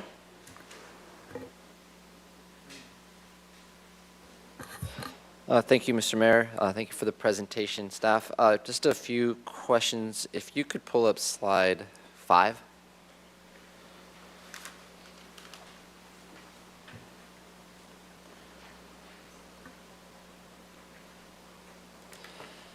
So I just want to reiterate this because it's very important to what the council can and can't consider today. So with all these, I just want to reiterate that in this neighborhood in particular, parking is a big concern, and so is fire issues. I've talked with many neighbors about these, and are those issues that we can consider today as part of this or not? Mr. Mayor, through you to Councilmember Freeman, no. So anything that's on this screen is outside of the single-family design board's purview. They are looking at the design and the aesthetics of the accessory dwelling unit, and so none of these items should be considered. And so, yes, it's. I do want to acknowledge that throughout the course of not only the single-family design board, but even prior to that, the coastal development permit, that many of these issues were brought up by neighbors in the vicinity, but we had to keep reminding the single-family design board, and again, it's a reminder to you that these are off the table and are not included in the purview today. And that includes fire issues. This is a coastal high fire zone, because it's not fire specifically now listed up there, but that includes fire as well. Correct, and this project meets all of currently meets all of the standards for fire and building code, and then that would be applied at the building permit application stage as well. And that's due to the state the state regulations, correct? It's due to state regulations and then, again, just meeting our local codes and ordinances. For all that. Okay, thank you. Just wanted to make sure that everyone from the public is aware of that these and other issues are not in our purview today. And then in terms of, there's an issue that came up at, it was a primary issue at the Single Family Design Board, was an attached ADU versus a detached ADU. And while I think you said it's about 4.5 feet separates the project now, if it was attached, would that impact the size that is permissible for the ADU? Yes, so Councilmember Friedman, yes, and there are different size requirements if you're an attached ADU versus detached ADU. A detached ADU can go up to 1,200 square feet, which is what this project proposes. An attached ADU, it is limited to 50% of the primary residence. It cannot exceed 50%. And in this case, what's the approximate square footage if you had an attached ADU? Mayor Rouse, through you to Councilmember Friedman, if the proposed ADU were attached, it could be approximately 960 square feet. Versus the 1,200 that's proposed now. Thank you. And are there any, to your knowledge, are there any other detached ADUs in the neighborhood?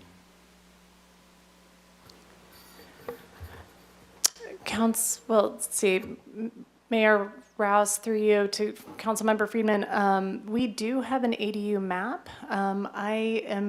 They're sprinkled all throughout the area, and we continue to get more ADU proposals coming in on a daily basis. So, we have some that are in building permits, some that will require discretionary review.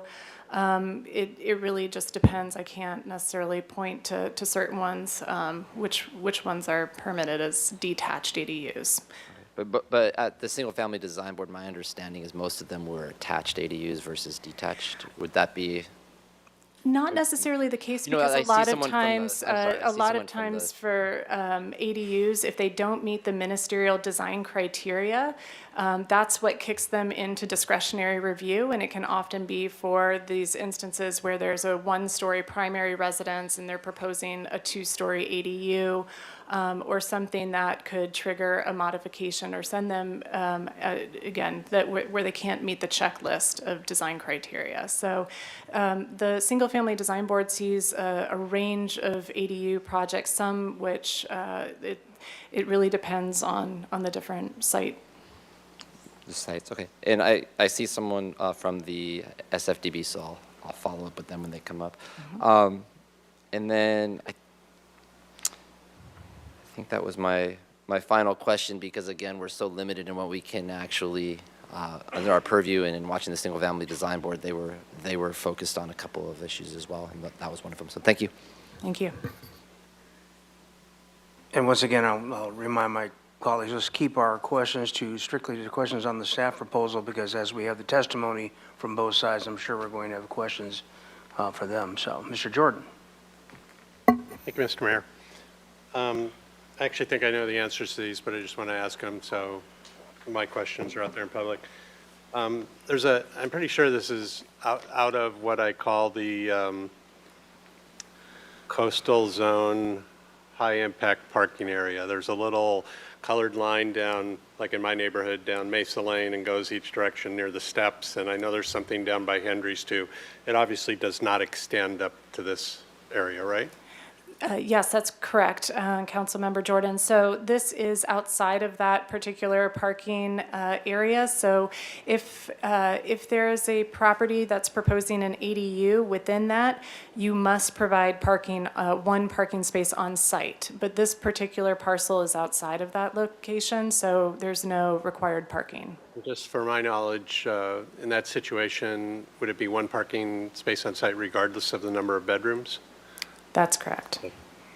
And then just the question on the separation between the 2 buildings or structures is 4 feet, right? Is that what I heard? Mayor Rouse, through you to Councilmember Jordan, I understand the separation is 4 feet and 6 inches, and that is from the primary residence eave to the proposed ADU.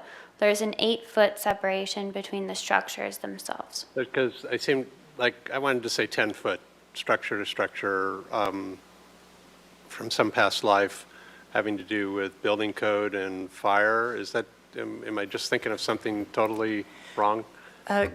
Mayor Rouse, through you to Councilmember Jordan. There's a 5-foot building separation for building code, and I think that's what would apply. And so it meets based on where the wall to wall. So I think, yes, that should meet it. And then my last question is about the bedroom count on ADUs, Ms. Ostranger. So we have no ability to limit the number of bedrooms on ADUs due to our local ordinance or due to state legislation. Mayor Rouse, Councilmember Jordan, the HCD, Housing and Community Development at the state, has determined that we can't regulate the number of bedrooms because it could have a discriminatory effect on familial status. Okay. Thank you very much. Thank you, Mr. Mayor. Ms. Nedden. Thank you, Mayor Rouse. Could you remind us in high fire hazard areas, which this is a high fire hazard area? It is coastal high fire hazard area. Yes, that's correct. And in our ADU ordinance and JADU ordinance, how were those applied to the coastal high fire hazard areas? So what we, Councilmember Snedden, what we look at is we're doing a CEQA review. We're looking at making sure that we have all the information we need. ADUs are allowed in the area, and there's no limitation on, in this scenario, there's no additional limitation for ADUs. Thank you. All right, very good. And with that, we will go to the presentations. We'll start out with the appellant. If you have to come on up and do your presentation, you'll have 20 minutes, and once again, we'll be on the timer. I will reserve whatever you don't use, so you can have that for rebuttal or other comments later on.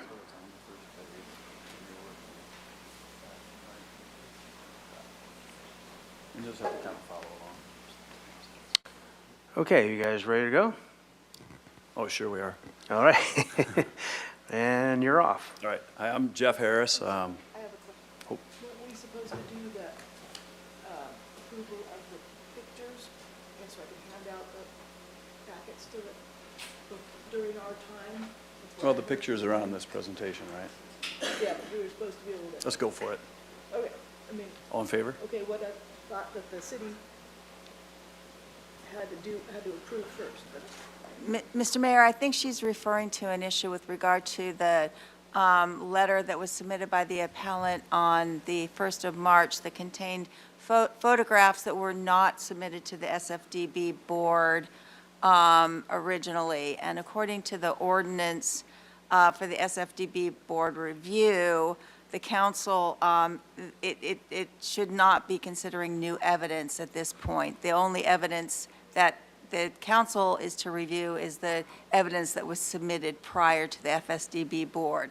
So in order for the council to consider any new evidence, it needs to find that relevant evidence exists that in the exercise of reasonable diligence could not have been produced or was improperly excluded at the hearing before the single-family design board. This was discussed in the staff presentation. So perhaps the appellant would like to indicate what photographs she'd like to provide and why it was not presented to the SFDB board at the time of the original hearings. And then council will need to make a motion, a second, and vote on whether or not it would like to consider that evidence. But, Madam Attorney, if we're basically making a ruling on the decision SFDB and we're ruling on evidence that they didn't see, is that a little inconsistent? Yeah, you would be making a determination as to whether or not you want to consider this new evidence, and there's a reason why it was not submitted at the time of the SFDB board hearing. And should this count as part of their presentation? No, Okay. I would not start the timer on this yet. All right, so would you like to explain why we're getting these photos now? Received an email, Could you please speak into the microphone? Yeah, here, yeah, both those mics are live right now, by the way. I received an email that, I didn't know anything about this until yesterday, and I received an email that the pictures in this presentation were new information, and so that was something that you had to approve for us to have in this. It's just pictures of the neighborhood. 3 or 4 of them were submitted before. There's a couple of new ones, but it's just all making the point of what we're making. It's not really evidence. It's just pictures.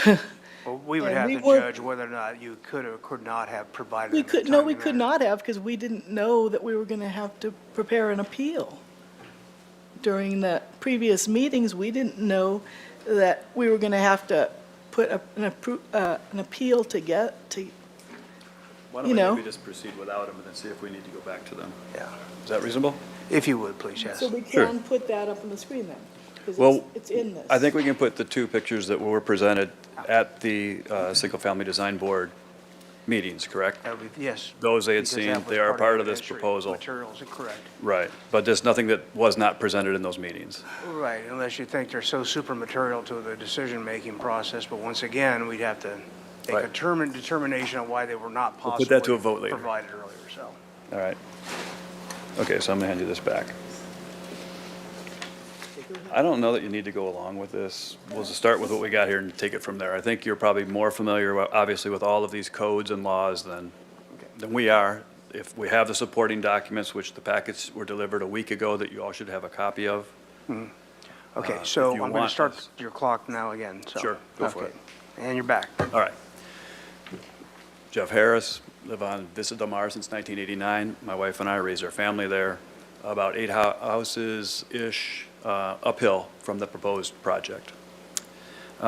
Speaking for the neighbors, we're a pretty diverse group, and no one of us can speak for all of us, but here we go. We want to make it really clear that we support ADUs. So in our neighborhood, we believe the proposed detached 2-story, 4-bedroom, 4-bath, 1,200 square foot structure does not meet all the required hillside, privacy, public views, or good neighbor recommendation guidelines.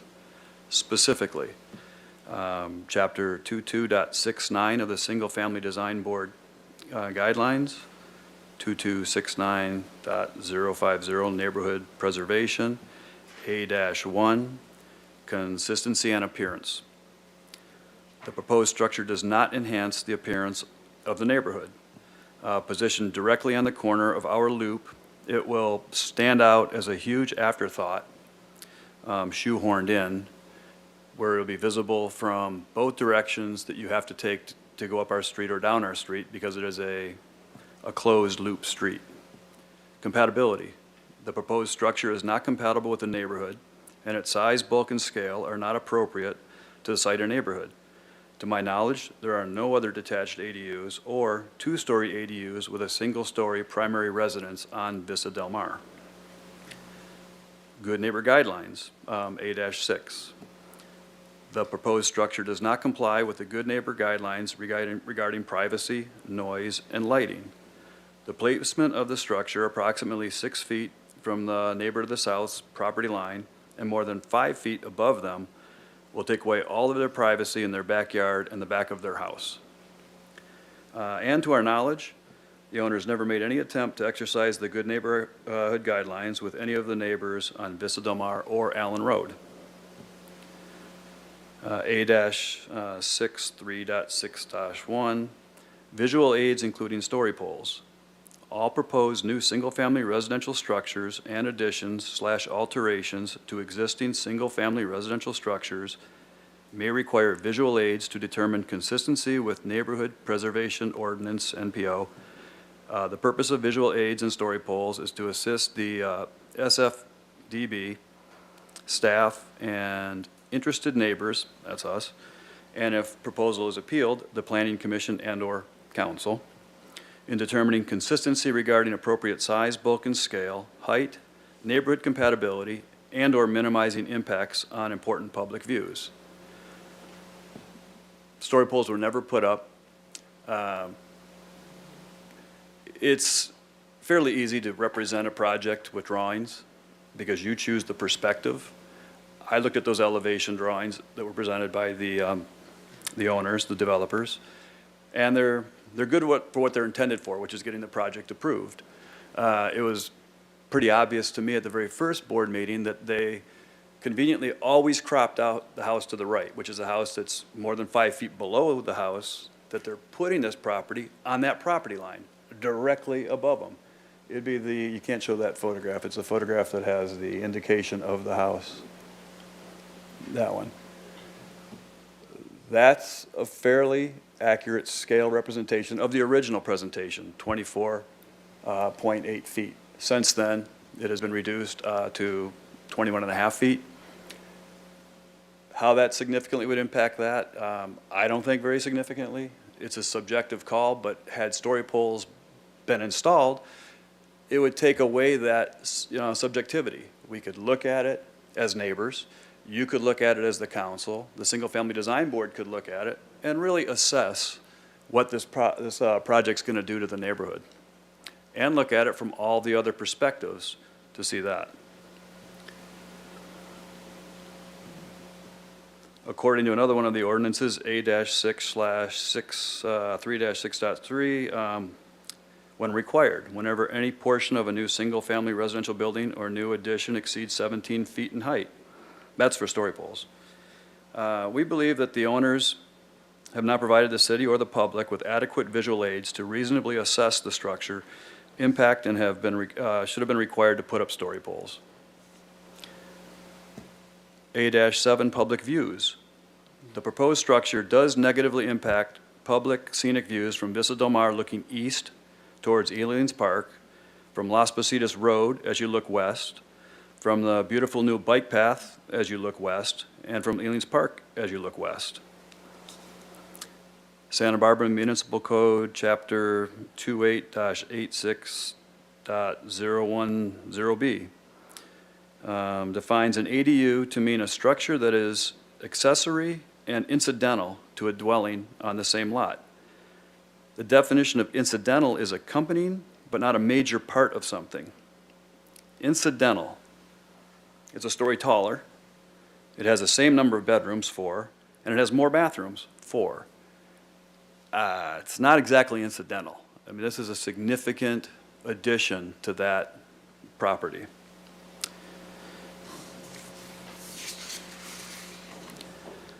My final comment is that the proposed detached two-story structure would set a precedent that our isolated neighborhood with modest, they're pretty small lots, does not have the infrastructure to support. So we are here asking the City Council to approve the appeal and not allow this structure to permanently disfigure our neighborhood and set an irreversible precedent and require the owners to build a single-story attached ADU that is consistent and compatible with the neighborhood and doesn't negatively affect public views.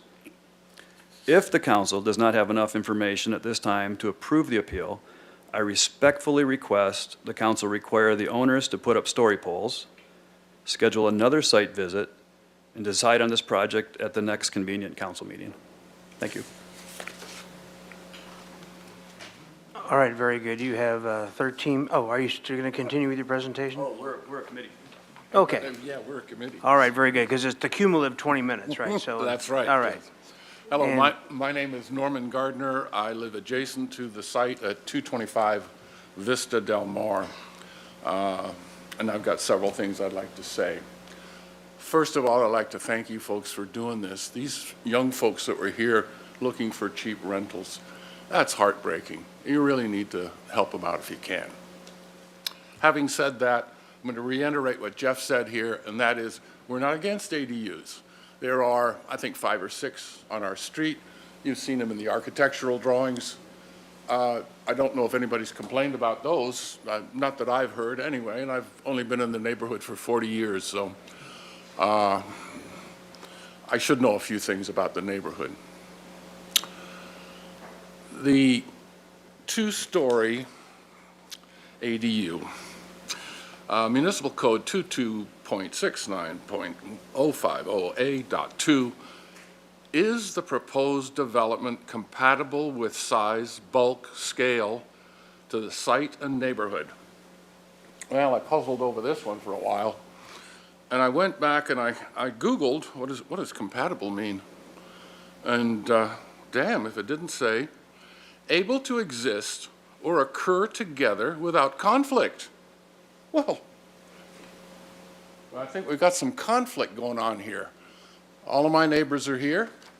Some of them can't make it, obviously, but we do have conflict. As far as the size is concerned, this is the largest, the only detached ADU in our neighborhood,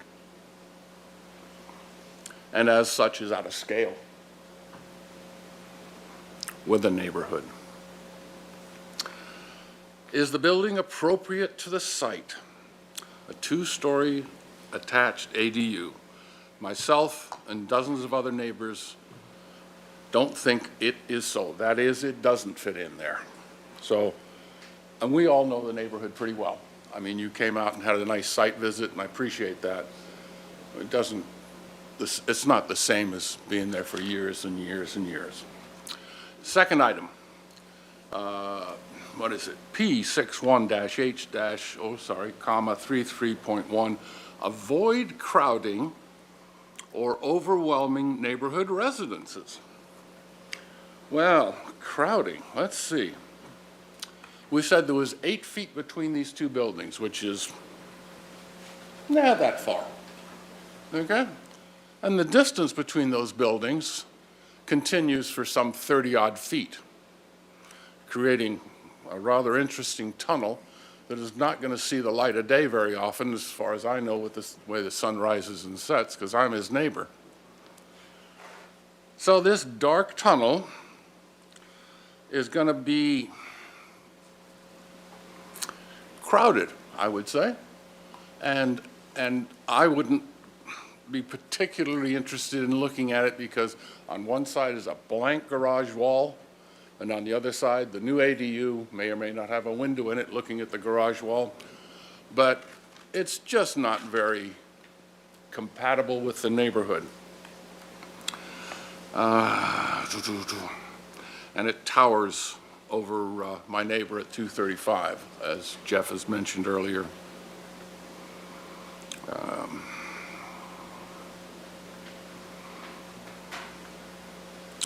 And to my recollection, or to my estimation, it's crowded. 8-foot by 30-foot tunnel is crowded. Overwhelming, that's the two-story part of it as far as I'm concerned.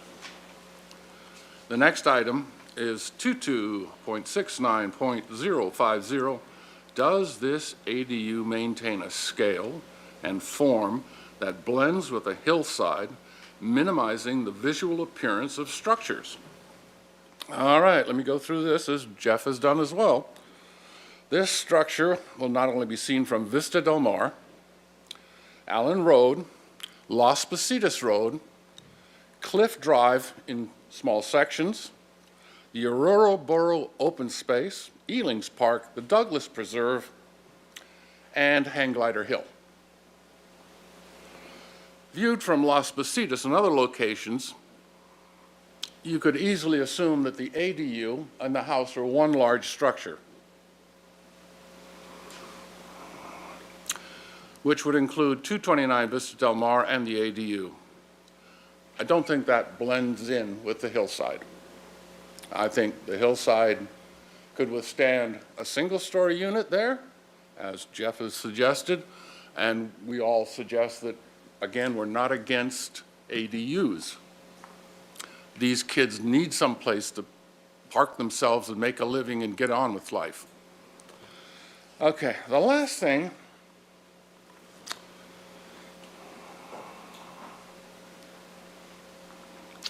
is the square footage, which I believe I sent a letter out to the council about the square footage of this place, which is a real puzzle. I'm an old design engineer, mechanical doing technical stuff, applied magnetics, computer stuff, building that kind of thing. And so I looked at this and I calculated the square footage and I came out with 1,437 square feet. And I thought, well, geez, that's weird. So I went down to the building department and said, how do you calculate square footage? And they said to me, well, you get the outside of the building, you multiply it by blah, blah, blah, and you come up with a number. I said, well, that's what I did. It got me worried after a while. I went down and called the Planning Commission, and apparently they use another method. They use what's called the net method, which is calculate the square footage inside the house, which may or may not be 1,200 square feet. I can't tell from the drawings, there aren't enough dimensions there. But I bring that to your attention because I think that this may be a problem within the city, and obviously with me, an engineer here, the numbers don't match. I'm not happy with it. Anyway, our neighbors appreciate your time and effort, and I hope that you can at least reduce the scale of this for us and let us get back to living our retired lives. Thank you very much. Thank you. You have 6 minutes and 2 seconds left? Can I request that we reserve that? Absolutely. Okay, so you guys have 6 minutes and 2 seconds left, and we will go to the applicant. Ms. Clerk, would you reset that to 20 minutes, please?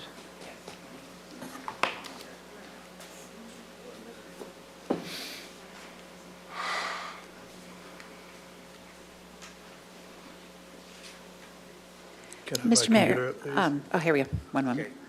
Mr. Gordon, are you ready to go? I sure am. Okay, here we go. I will switch that too. 1 second. I will switch the display. Okay. And I will, okay, you're good to go. All right, good afternoon, Mayor and Council members. I'm Jarrett Gordon from Vanguard Planning. I represent the owners, 229 Vista Del Mar LLC. We're here on an appeal.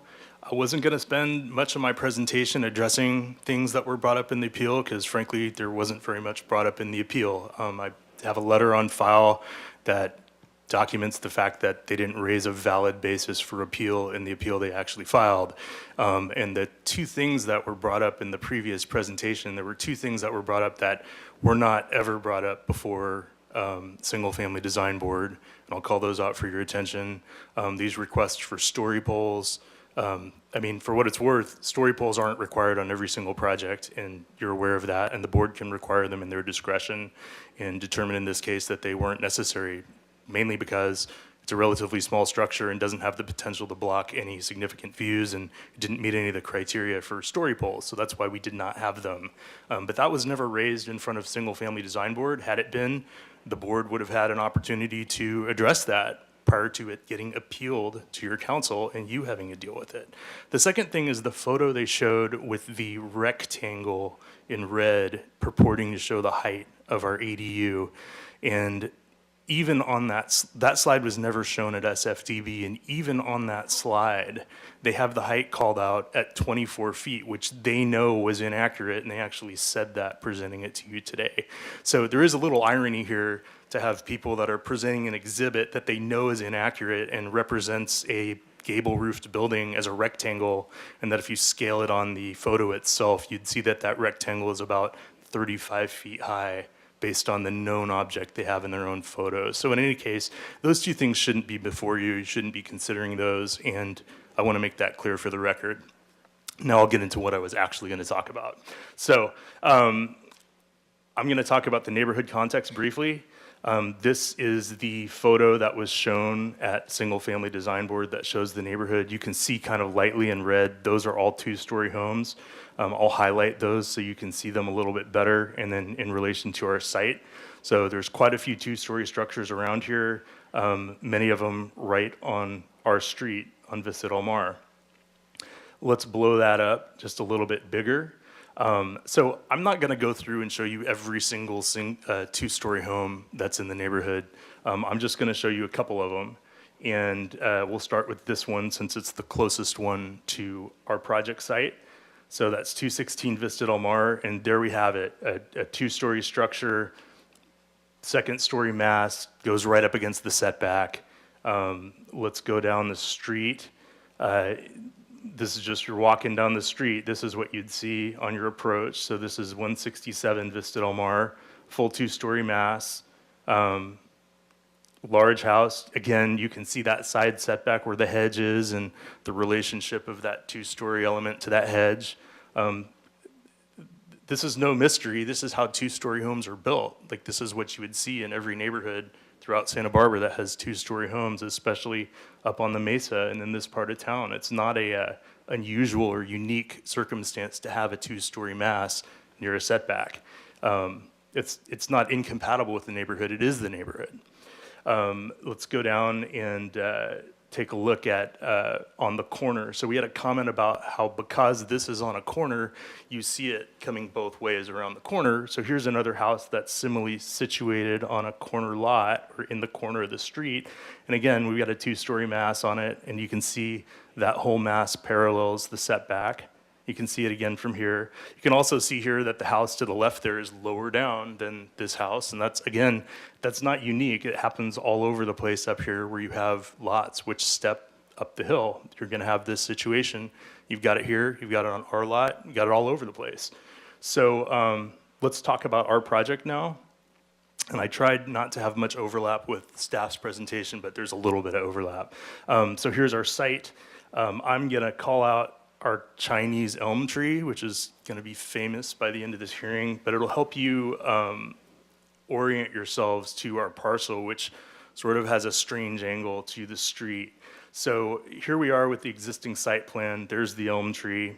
So you have a relation, you know where kind of that is relative to the setback. And I'm going to go through here real quick and just show you the basic site constraints we have. So we've got that tree, which we want to keep in place because it's an existing effective screen of our structure.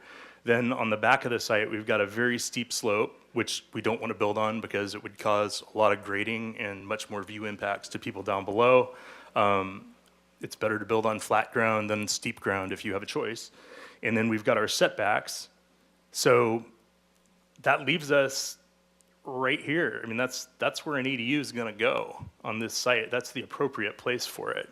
So that's where we designed it. So this is our site plan.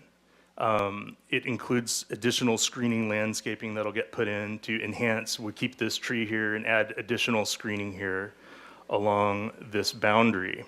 And the ADU is going to be 1,200 square feet. That's the area. It's measured the way that the city ordinance has you measure it.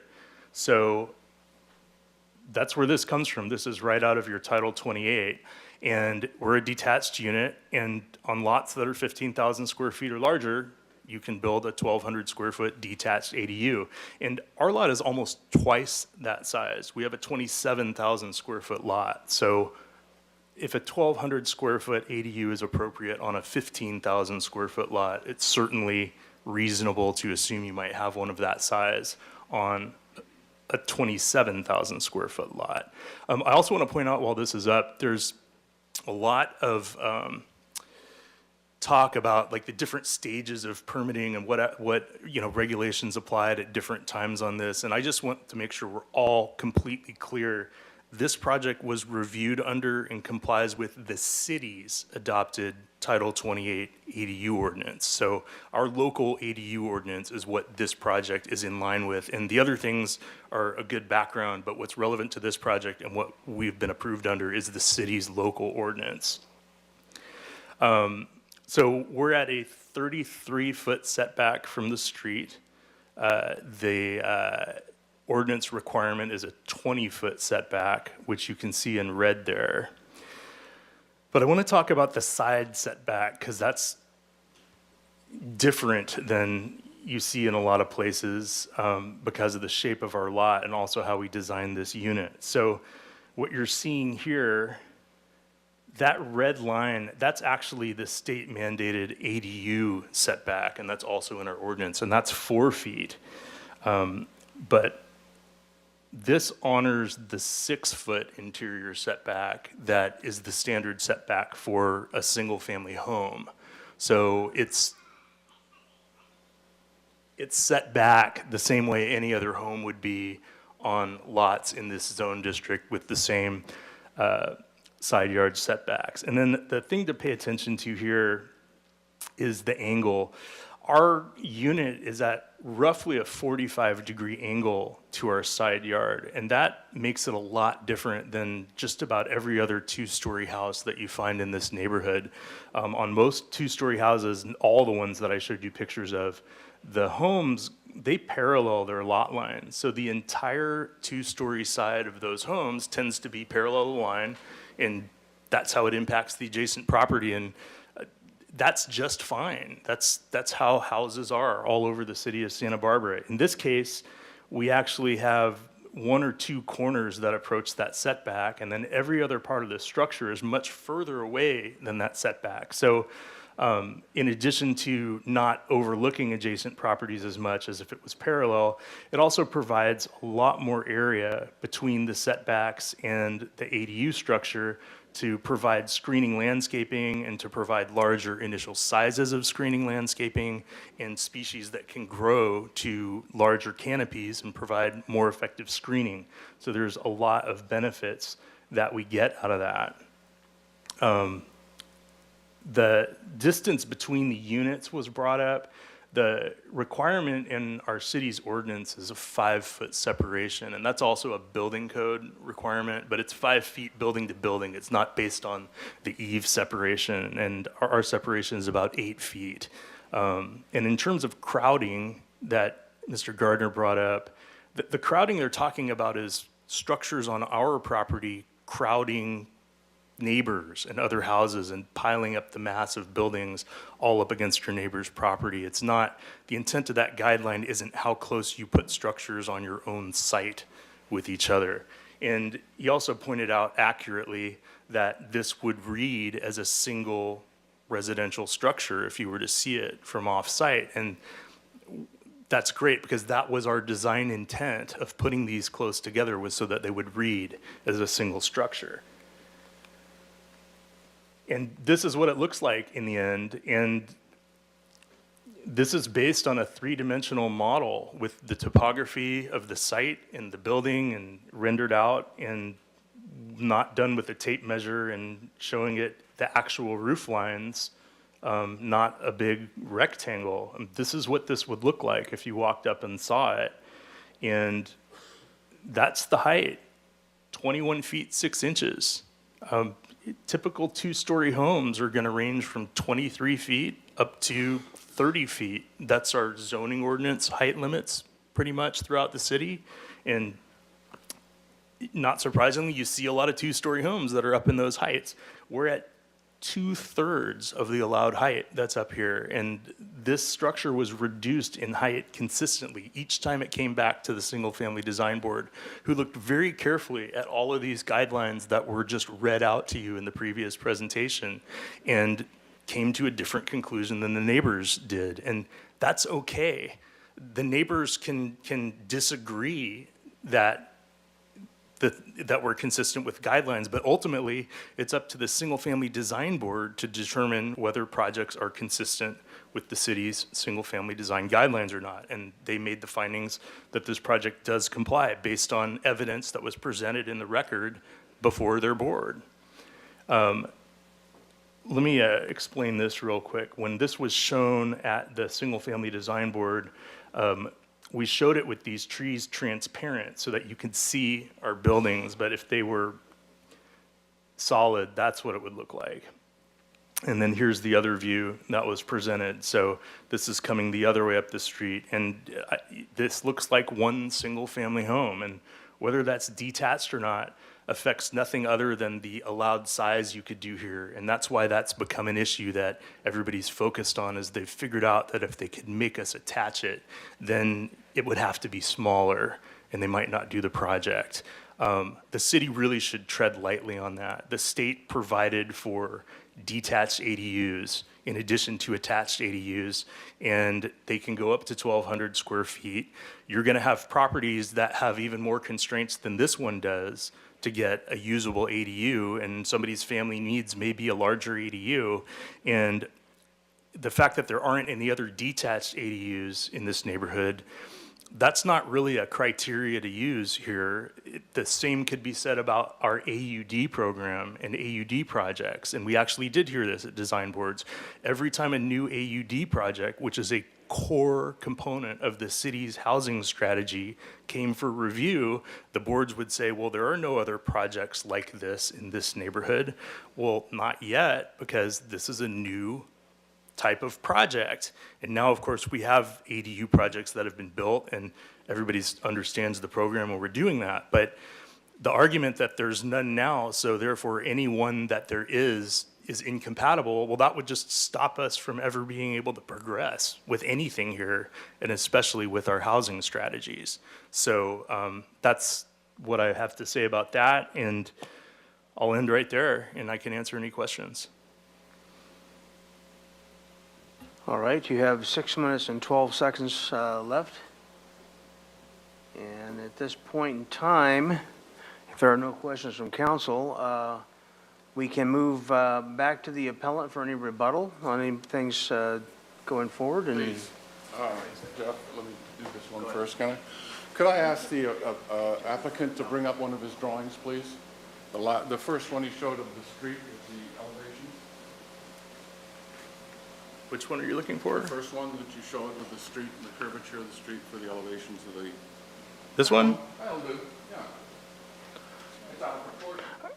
you need to come to the microphone if you're going to speak, please. Yeah. Dithering around there. Would you go to I'm 602, sorry. please? It's out of 1 minute, proportion. let me get the time readjusted, if you would. You folks that have been up to Vista Del Mar, you know it's a steep road. That curvature in that view is dead flat. That's not the way the world is out in Vista Del Mar. Okay? No, you get your 6 minutes when I'm through. So this representation is not correct. We need to have other representations that are correct. I go back to my square footage silliness. But this is out. The other drawing, not so bad, but this one is definitely wrong. It doesn't show the slope of the road. It doesn't show the slope of the road. Okay. Jeff. The image that we presented, right, wrong, or indifferent, is exactly the image that was presented at the March Single-Family Design Board. So he may contest the accuracy of it, but that was the image. It's even noted on the image when it was presented. Could you actually pull up another image? Would you mind? You have my house on there, so we'll also go to it. I'm one of the two-story houses. Which image would you like? 167 Vista Del Mar, please. Way back to the beginning.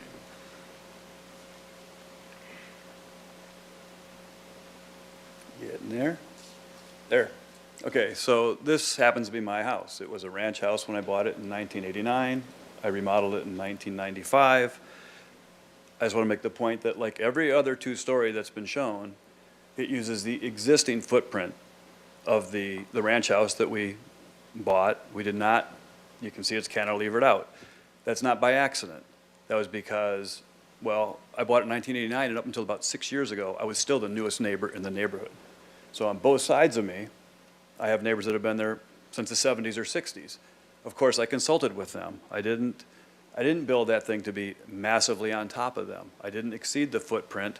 I'm not saying that's a requirement. I'm just saying that's good neighbor guidelines before anybody told me I had to do good neighbor guidelines.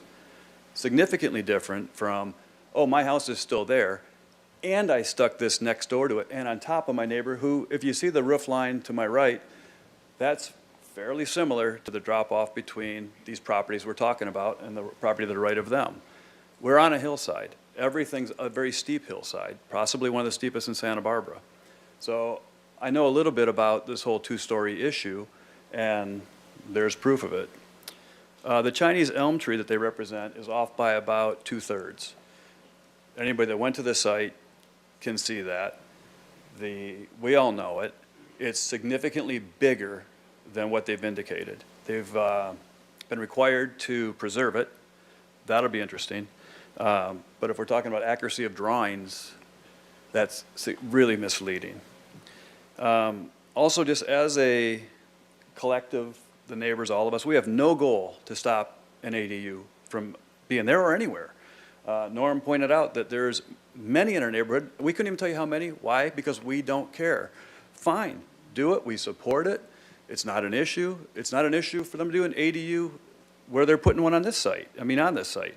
It's how they're going about it with adding this extra structure, having it positioned, because their lot, as big as it is, there's not much of it that's usable. So I understand math is math, and it's very objective. Hey, this is how many square feet you have, so you can put this scale of an ADU on it. And I know you can't assess the slope and the usable landscape of it, but that's why it is where it is. It should be, because that's where you have to build it. It should fit in on that spot where it's not an eyesore. It should be consistent with everything else over there and not block not only all of our views, but the privacy of the immediate neighbors by towering over it at 2-story. Thank you. Yeah, got minutes. When we talk about, Jeff's talking about what it looks like, everybody knows they don't want to see it. Everybody's putting trees and fences up to hide this structure. Nobody thinks it's a great thing of beauty for Santa Barbara. Minute and 48 for anybody. So our slideshow is not working, but we had a picture up there of showing apparent height. And I know you guys that came yesterday to see the site saw that there was like, you know, at least 8 feet before where the site from the street would start. And so you do 21.6 feet plus a couple of feet of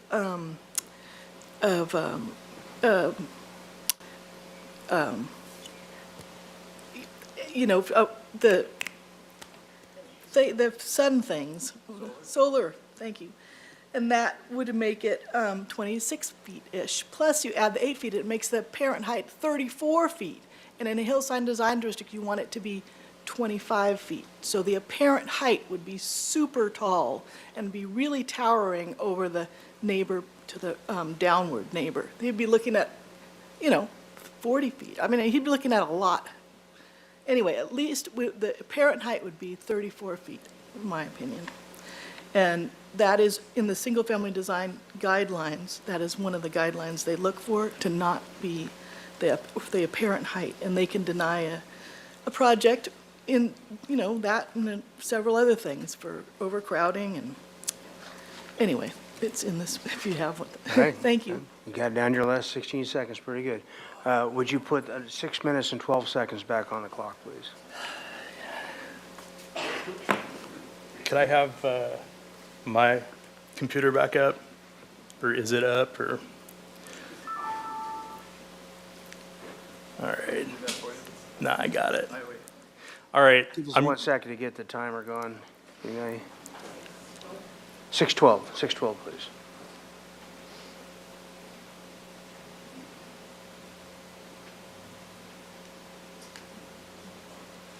There we go. Okay, I'm going to respond to those in reverse order.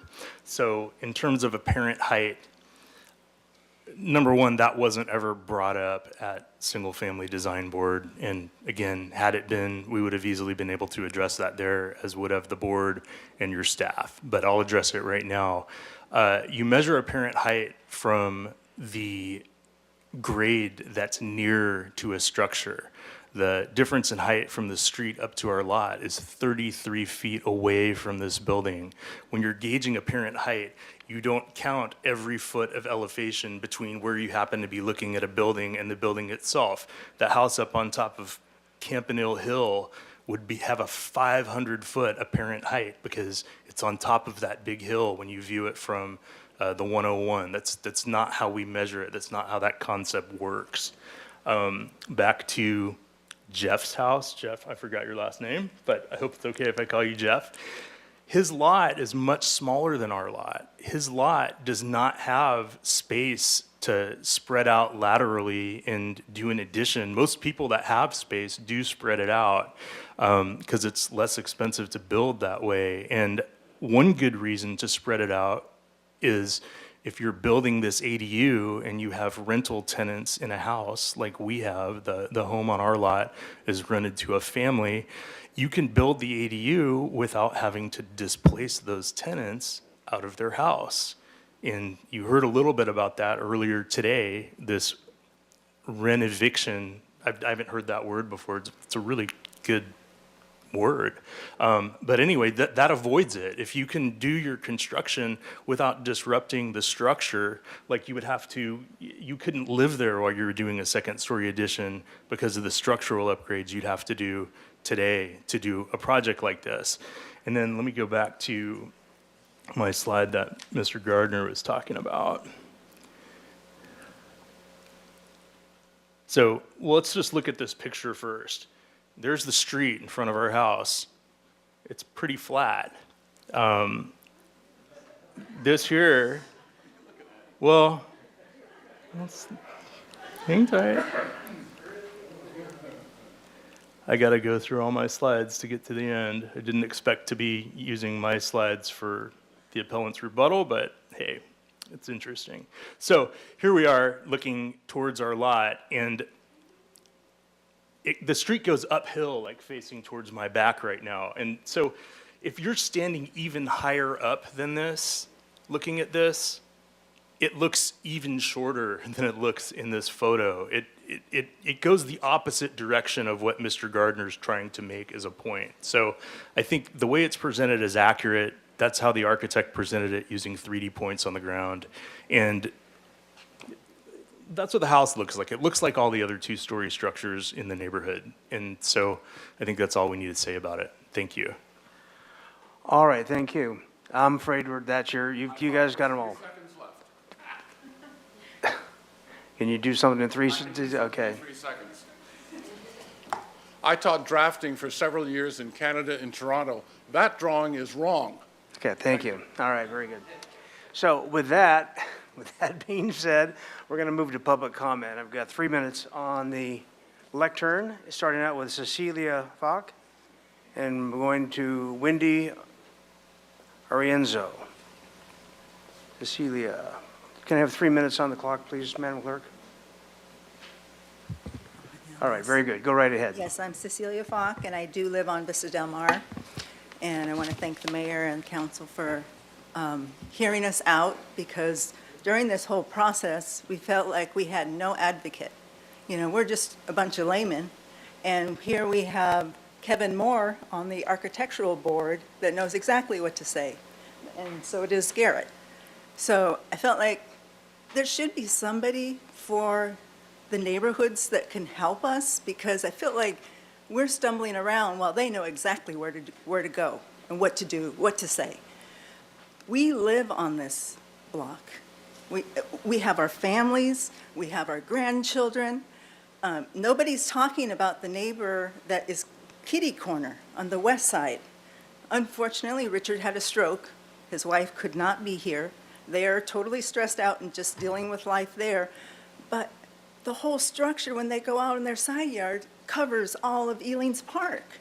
And all she said was, could they just take the story off? Because then it would open it up, and it wouldn't be this massive monstrosity of a building that does not belong in our neighborhood. I know Garrett wants to compare apples and oranges, or he wants to compare apples and apples, but we're getting apples and oranges because there is not one structure that is separate. They're all connected to a building or a house, and like Jeff said, they stayed within the footprint. And that, to me, is normal for our neighborhood. The scope and scale of this thing is too big for our backyards. It's too big. They can take that top story off and not encroach on our beautiful little family that's next door, that has 2 little children.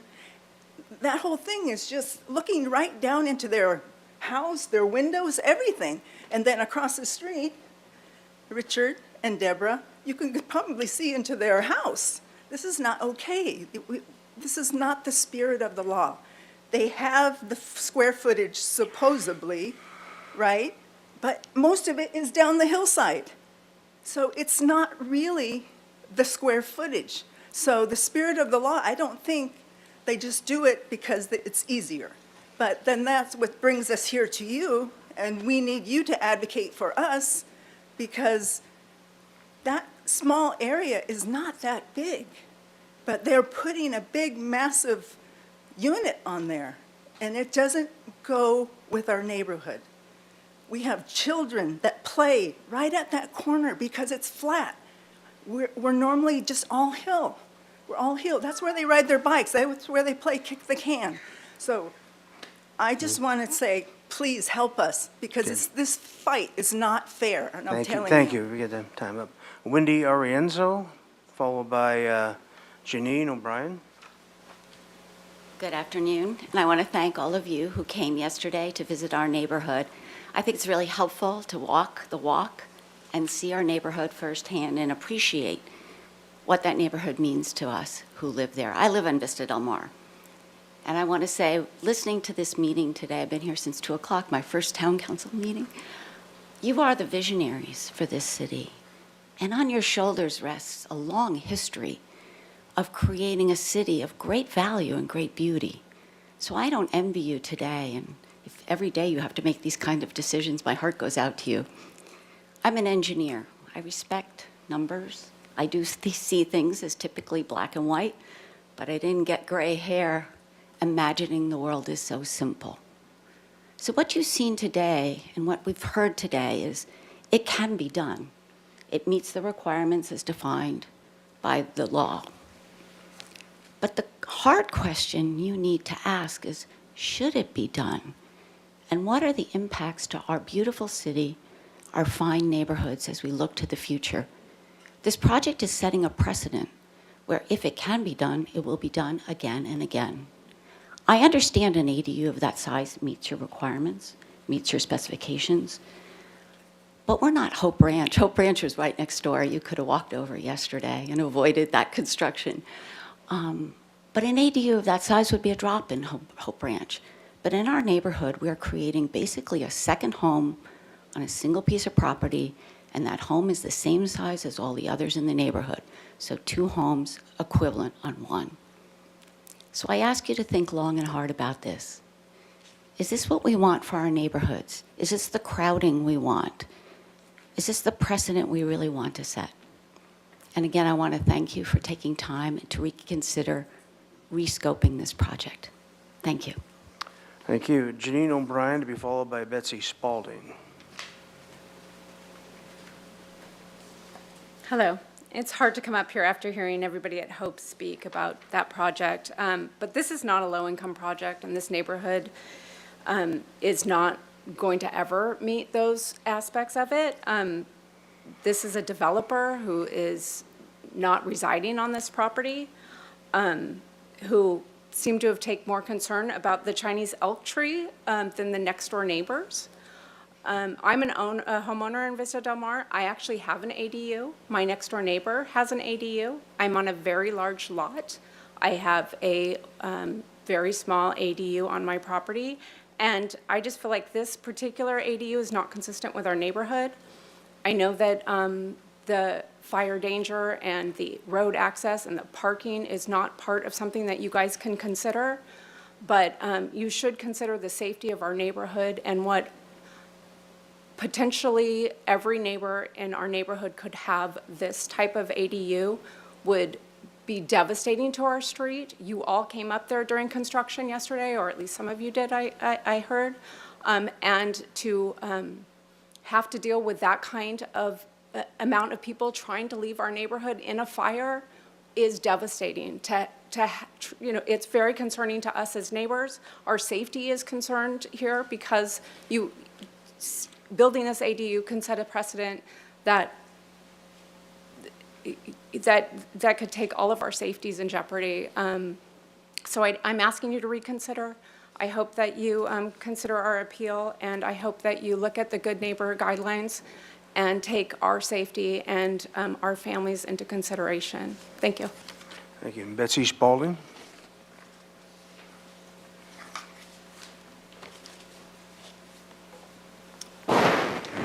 Thank you. Betsy Spalding. I've lived on Vista Del Mar for more than 25 years. And I'm sort of going to follow up on Janine's concerns. One of my concerns on this proposed four-bedroom ADU, just the number of bedrooms and the people that'll live in that, is the impact on just the traffic flow and safety in our neighborhood. You know, already mentioned, this neighborhood is sort of the overflow parking lot for Henry's Beach. So there's a lot of cars on the streets, and this really has a negative impact already on exiting the neighborhood if there is an emergency like a fire. Also already mentioned, the neighborhood is in a coastal high fire hazard area, and this is compounded by a nearby canyon that nobody talks about that's bordered by Vista Del Mar, Brosian, and Braemar that has got so much vegetative undergrowth that it's fire fuel just sitting there waiting. So the proposed four-bedroom ADU and the residents and cars it'll bring with us will definitely impact traffic flow and safety in our neighborhood. And we are in this coastal high fire risk area, so I really would like you to reconsider it. Thank you. Thank you. Do we have the online speakers, Madam Clerk? Mr. Mayor, no raised hands. Okay, very good. With that, does staff have any follow-up that they'd like to, or we'll just go then to council questions? And I turned in public comments. Is that the end of public comment? did I lose you? What's your name? Cameron Porter? I did also. I got here at 1:30 and ended at 1:30. Oh. You put him in the secret spot. Oh, I see. So, And if I might, I'm Potter, sorry. who's the other one? Yeah. Cameron Potter, why don't you come on up? And what was your name, sir? Gary McDonald? Yep. We were saving you guys for last because you're so special. Okay, Mr. Potter, go right ahead. Thank 3 you, minutes. Mayor Rouse and City Council. I too, Cameron Porter, live at 216 Vista Del Mar, which is one of the photos they presented of one of the newest two-story single-family residence. I did go through a major process through the Single-Family Design Board, which did require me to remove and push back a lot of the side of my house away from the property line. They also did not allow me to do a straight line like you see on the proposed ADU. They actually made me break it up and break up the whole side scale of the side of the property. The biggest point I want to make about the 4-bedroom, 3.5 bath is it's one house. It's only 4 bedrooms. What we are talking about here is 8 bedrooms on a property where everybody else has 4, maybe 5 with their ADU. The other point I want to make is there's been multiple opportunities for the developer to scale this back. And they said they did, but dropping the plate height 6 inches isn't really, I think, getting us there, right? We all know exactly what this is going to be. And you heard from Hope and everybody else what's going on. This is not intended for low-income housing. In fact, the family that moved in there, of 4, I've heard, has the highest rent roll in the entire neighborhood, including down on Allen, which I won't say what that number is, but it's astronomical. And what they intend to do with this 4-bedroom is, again, basically double their rent roll. That's what this is basically a glorified apartment complex. And when we're talking about people that can't afford $2,000 a month for a house, these rooms are going to be rented for $2,500 a month. There's nobody that's going to be able to afford living there except for people that have an extreme amount of money. And quite honestly, it's either going to be student housing, which if you take 8 bedrooms and now multiply that by 2 people per bedroom, I mean, you guys can do very simple math. There's going to be a lot of people living in this house, or in these two houses. Also, I have 2 small children. I bought in that neighborhood in 2015. I can't believe that I actually get to live in that neighborhood, which I really fell in love with because it's very quiet. At that time, it was obviously much, much more affordable. When we start putting ADUs of this size and capacity on properties, That's only going to drive up property values even higher. Sure, there might be availability, one extra bedroom, but if they just would scale it back, which they've had multiple times through the board to do so, maybe make it a 2-bedroom or a 3-bedroom, get rid of the massing, work with the neighborhood. None of that was done. That's all things that we did. Me just recently went to talk with my neighbors, worked with everybody to make sure whatever I was going to put there worked with everyone. We've never heard from any of these guys. Thank you. Thank you. And Gary McDonald, be the fire speaker. Good afternoon, Mayor, City Council. My name is Gary McDonald. I'm born and raised in Santa Barbara, lived at 173 Vista Del Mar for approximately 35 years. And I'm a simple country boy, grew up on a ranch, and I just am so confused about this. It goes by city guidelines or state guidelines. It's flip-flopping whatever, whoever wants to use whatever criteria is. And it doesn't make sense to me. Staff goes by state, and then they'll throw in city rules. So to me, it's very confusing, and I'm not against the ADU at all. It's got to be downsized. It just does not fit the landscape of the neighborhood. And it seems like when we went to the review board for the architectural, we were handcuffed, just like all these things came up. You can't talk about this, you can't talk about that. We were handcuffed, like Cecilia said, we're simple people. We're trying to deal with all these rules, and Garrett comes in with his dog and pony show, smoke and mirrors. It looks great, on paper, on his presentation, but it's not the true thing. You can see it from Las Positas, Modoc, all over there. It's another house being put on this lot. Simple, it's the white elephant in this room. It's 2 houses on 1 lot. And, we can't talk about parking, but you guys drove up there. You saw the crowding, just with your vehicles. There's going to be more vehicles than that. And then when the lot size, about usable space, I live next to Jeff. I own property up the hill. Could I build anything? No. Could I build anything next door? No. So they're using this little peninsula to put another house on, because they do not want to pay for caissons. They don't want to pay for anything else to go to the back end of it, which they could. And to me, we need just downsized, make it half. That would be great. They could have 2 bedrooms, 2 baths, whatever. And plus the 4-bedroom, 3-bath or 2-bath that they have now. That is going for a lot of rent.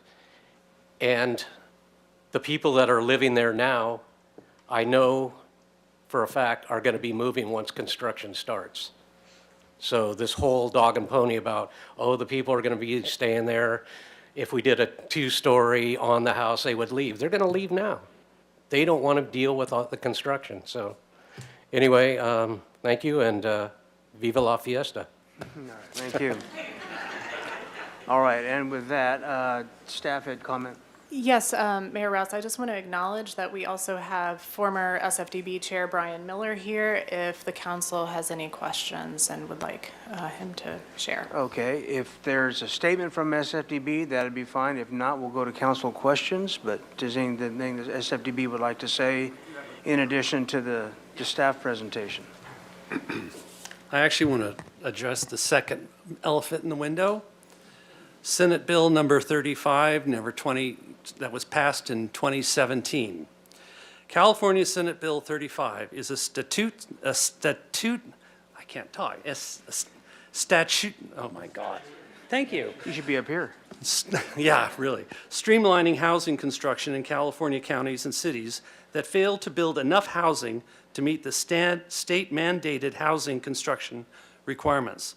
The bill was introduced to the California State Assembly by State Senator Scott Wiener. Remember that name, Mr. Wiener? On December 15, 2016, SB 35 aims to address the California housing shortage by increasing housing supply. The bill was signed into law on September 29, 2017 by Governor Jerry Brown as part of California's 2017 housing package, a set of 15 bills that provided an injection of new regulatory and financial resources for cities. Scott Wiener introduced SB 35 to increase housing supply in cities that are not producing enough housing by encouraging cities to either increase housing development on their own or be forced to accept housing development. After the bill's passage, Wiener claimed SB 35 will retain local control for those cities that are producing their fair share of housing, but create more streamlined path for housing creation in those cities that are blocking housing or ignoring their responsibility to build. In 2021, AB 1174 was signed into law, which gives projects using the special approve of SB 35 more time to start construction to compensate for delays caused by lawsuits. Now, who would want to file a lawsuit against this bill? In 2021, AB 1174 was signed into law, which gives projects using a special approval of SB 35 more time to start construction to compensate for delays caused by lawsuits. SB 35 requires cities to include comprehensive rental market information in their bi-yearly housing element report and allows developers to submit an application subject to streamlined approval processes in municipalities that's not meeting Regional Housing in Needs Assessment, RHNA. The development meets all state mandate requirements. Localities must provide the project in either 60 days if the development contains less than 150 housing units, or 90 days if the development contains more than 150 units of housing. Cities will submit their housing construction progress to the California Department of Housing and Community Development every 2 years. If the city fails to meet its RHNA goals at one of these progress checks, streamlining will be in effect for the entire next 2-year cycle. SB 35 applies only to the specific income levels not to being built for. For example, if a city is building enough market rate units to meet their RHNA, but not enough for low-income units, the project can only add low-income units to qualify for the quicken approval. So that's the context, and I don't envy your position, because basically, I don't know if you want me to go back to questions, but why we approved this project was pretty much because the ordinance that the city of Santa Barbara had created was in keeping because of the RHNA factor. And basically, we were handcuffed, because I could tell you what the board really wanted was exactly that, attached to the house on the second floor, like the other houses that you saw, our second-story buildings were built in that existing neighborhood. I think we may have questions for you. You had to mention Scott Wiener. I was in such a good mood before that. Sorry. We're going to go through, well, we have Mr. Freeman. I have a question, then I'll forward the comments. Okay. Oh, we have a question for the speaker. Go ahead, Ms. Sneddon, if you'd like to talk to this. I have a question for him as well. Well, then you guys just wait your turn. Go ahead. Come on up. Hello, Mr. Miller. So, thank you for all that context.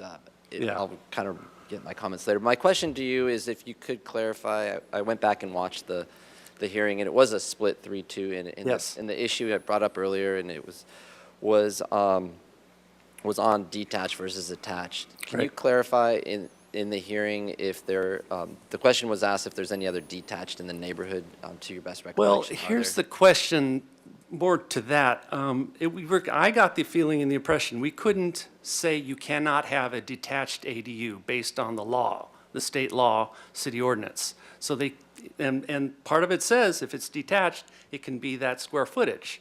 And so they were actually answering the housing crisis needs of doing that. So we were said, you cannot force them to put it on the house. So that was why we were told you can't do that. Okay. And did it come up of whether there were any other in the neighborhood that were detached versus attached? It didn't matter. Okay. Thank you. Yeah. Ms. Sneddon. Thank you. And I did have a question about, for the split vote, my first question is, what kicked it to SFDB?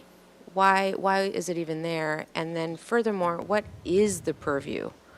And there's all the things that aren't. What is? So Mayor Rouse, through you to Councilmember Sneddon. So the trigger for design review is that this particular project did not meet the ministerial design criteria. These are objective criteria checklist. It didn't meet that because the primary residence is single story and this is a proposed two-story ADU. So that's what kicked it into discretionary review. And the purview of the SFDB, if we could go back to your slide, should be right before this, or I'm sorry, right, maybe two after. The SFDB has to make certain findings, and they have neighborhood compatibility findings, and you're applying various design guidelines. And so we've got, we all have slides with all of the findings, and the Single Family Design Board was able to make a motion, yes, it was 3-2, in favor to approve project design approval and final approval, and being able to make the findings looking at the design and the aesthetics of the accessory dwelling unit, again, looking at neighborhood compatibility, the mass, the bulk, the scale of the project, and being able to say that their guidelines were, that they could use their guidelines as tools to be able to make that vote. Okay, so I just want to ask you, general question, this project aside, just SFDB. So it can go to SFDB because it's going to be additional to a single-story residence. It's going to, it triggers discretionary review because the primary residence is 1 story. Right. And this proposed ADU is 2 story. So if it was just a 1-story ADU, you would check off that ministerial design criteria and it wouldn't require discretionary review. And it would meet all the other size standards. So it would just go straight to building permit application. So presumably, the 2 stories is what's being considered with discretion in terms of size, bulk, and scale, compatibility, neighborhood, good neighbor. It's because it's 2 stories that it's in the discretion as SFDB to decide if it's appropriate size or scale for any project. That's correct. That's correct. Okay. And so- and based on the accessory dwelling unit ordinance, and the number of times this has kind of been reiterated, this hasn't changed over the years, that this has been something that has been important to be able to have more review over, and hence why there's discretion.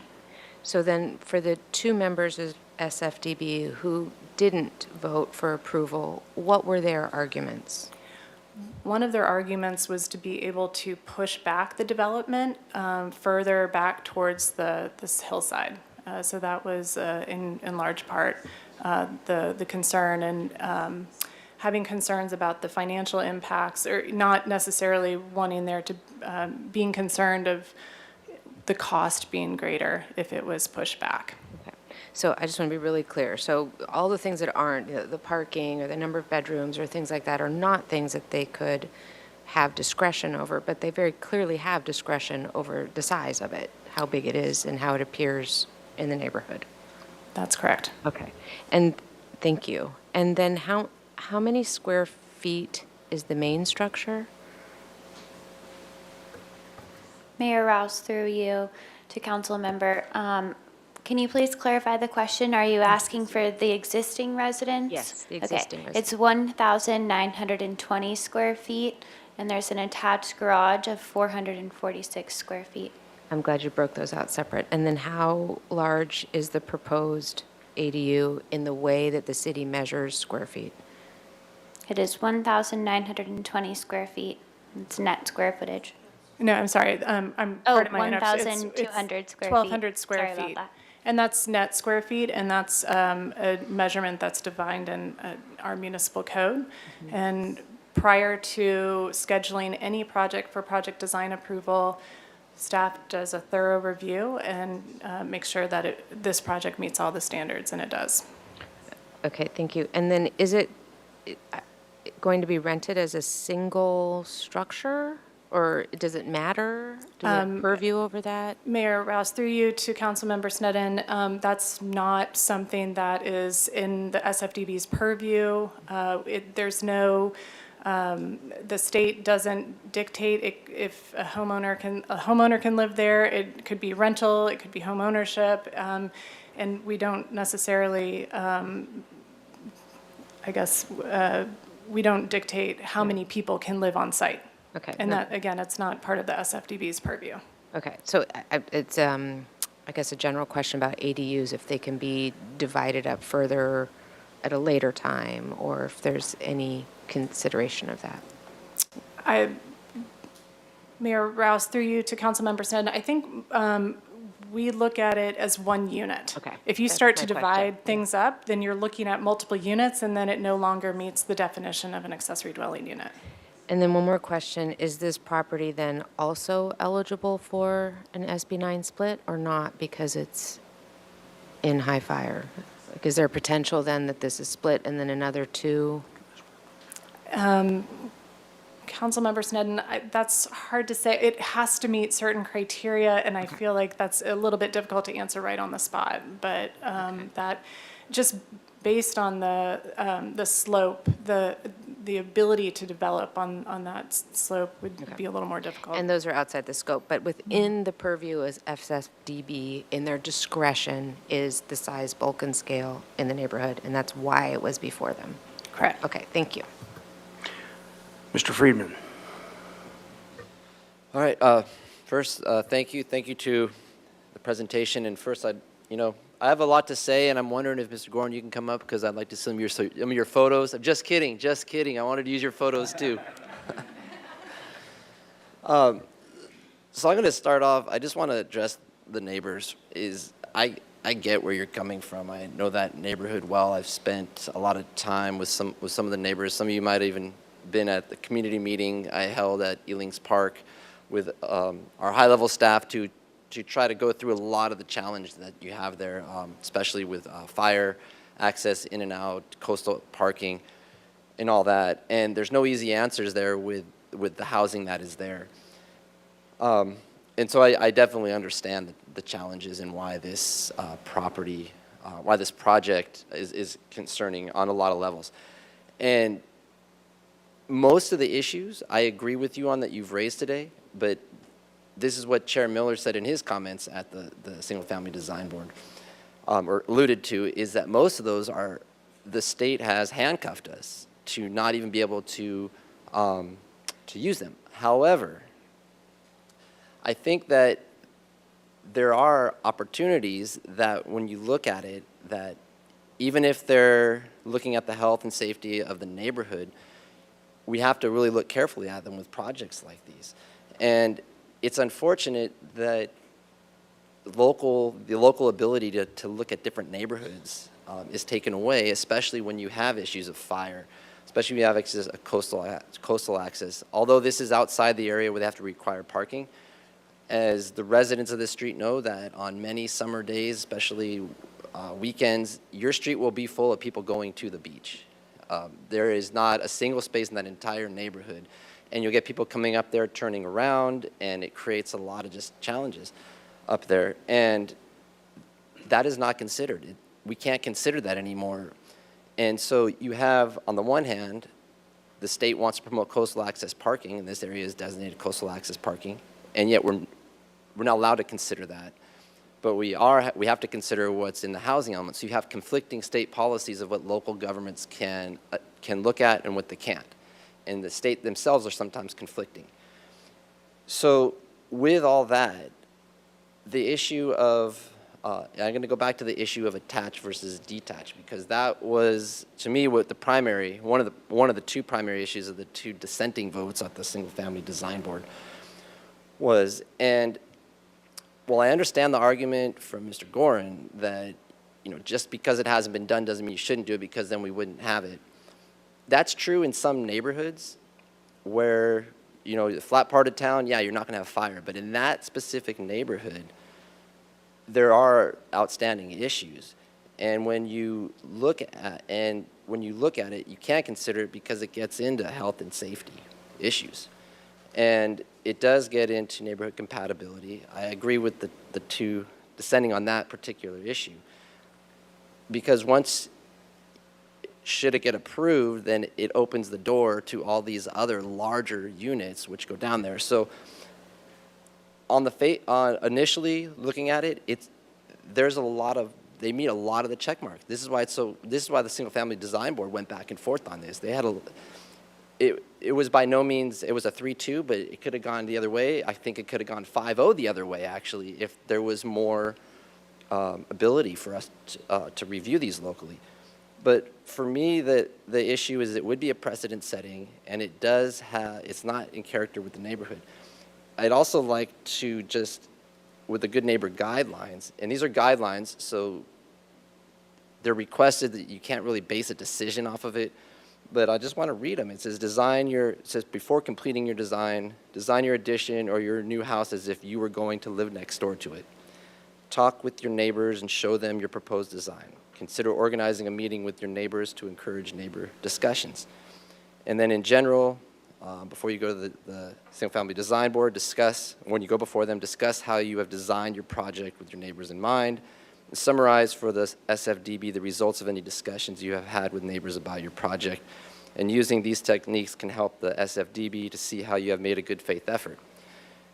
To my knowledge, that wasn't done, but at the same time, what Chair Miller said is, at the end of the day, the state, that doesn't really matter because it's taken out of our control. But the one thing I can wrap up is that I do think, and based on there was 2 dissenting votes, the case could be made that having it detached is not compatible to me with in the neighborhood preservation ordinance part 2, which is compatibility. The proposed development is compatible with the neighborhood and its size, bulk, and scale are appropriate to the site and the neighborhood. I can't make that finding. And based on the question that was just asked of that could be considered by Councilmember Sten to staff, that's why we're here. That's why single-family design board. So the other issues, they're there, but that issue, I just can't make the finding that it complies. So I'm not going to be able, I'm going to support the appeal. I'm not able to deny it based on that. Mr. Jordan. Thank you, Mr. Mayor. First, I'd just like to assure you all that I wasn't there yesterday, but I went by over the weekend. Staff knew that. I'm by far the closest council member who lives to you, but by fate, my district stopped at Las Positas, even though it seemingly is about the same kind of a neighborhood. And I want to thank several of you for repeatedly saying that you support ADUs. I get it. I've seen the map. The bubbles are in your neighborhood. They're in my neighborhood. They're all over.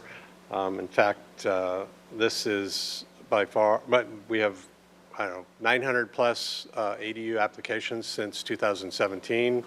400 some are occupied, and this is one of only 2 instances where I've gotten a significant level of complaints.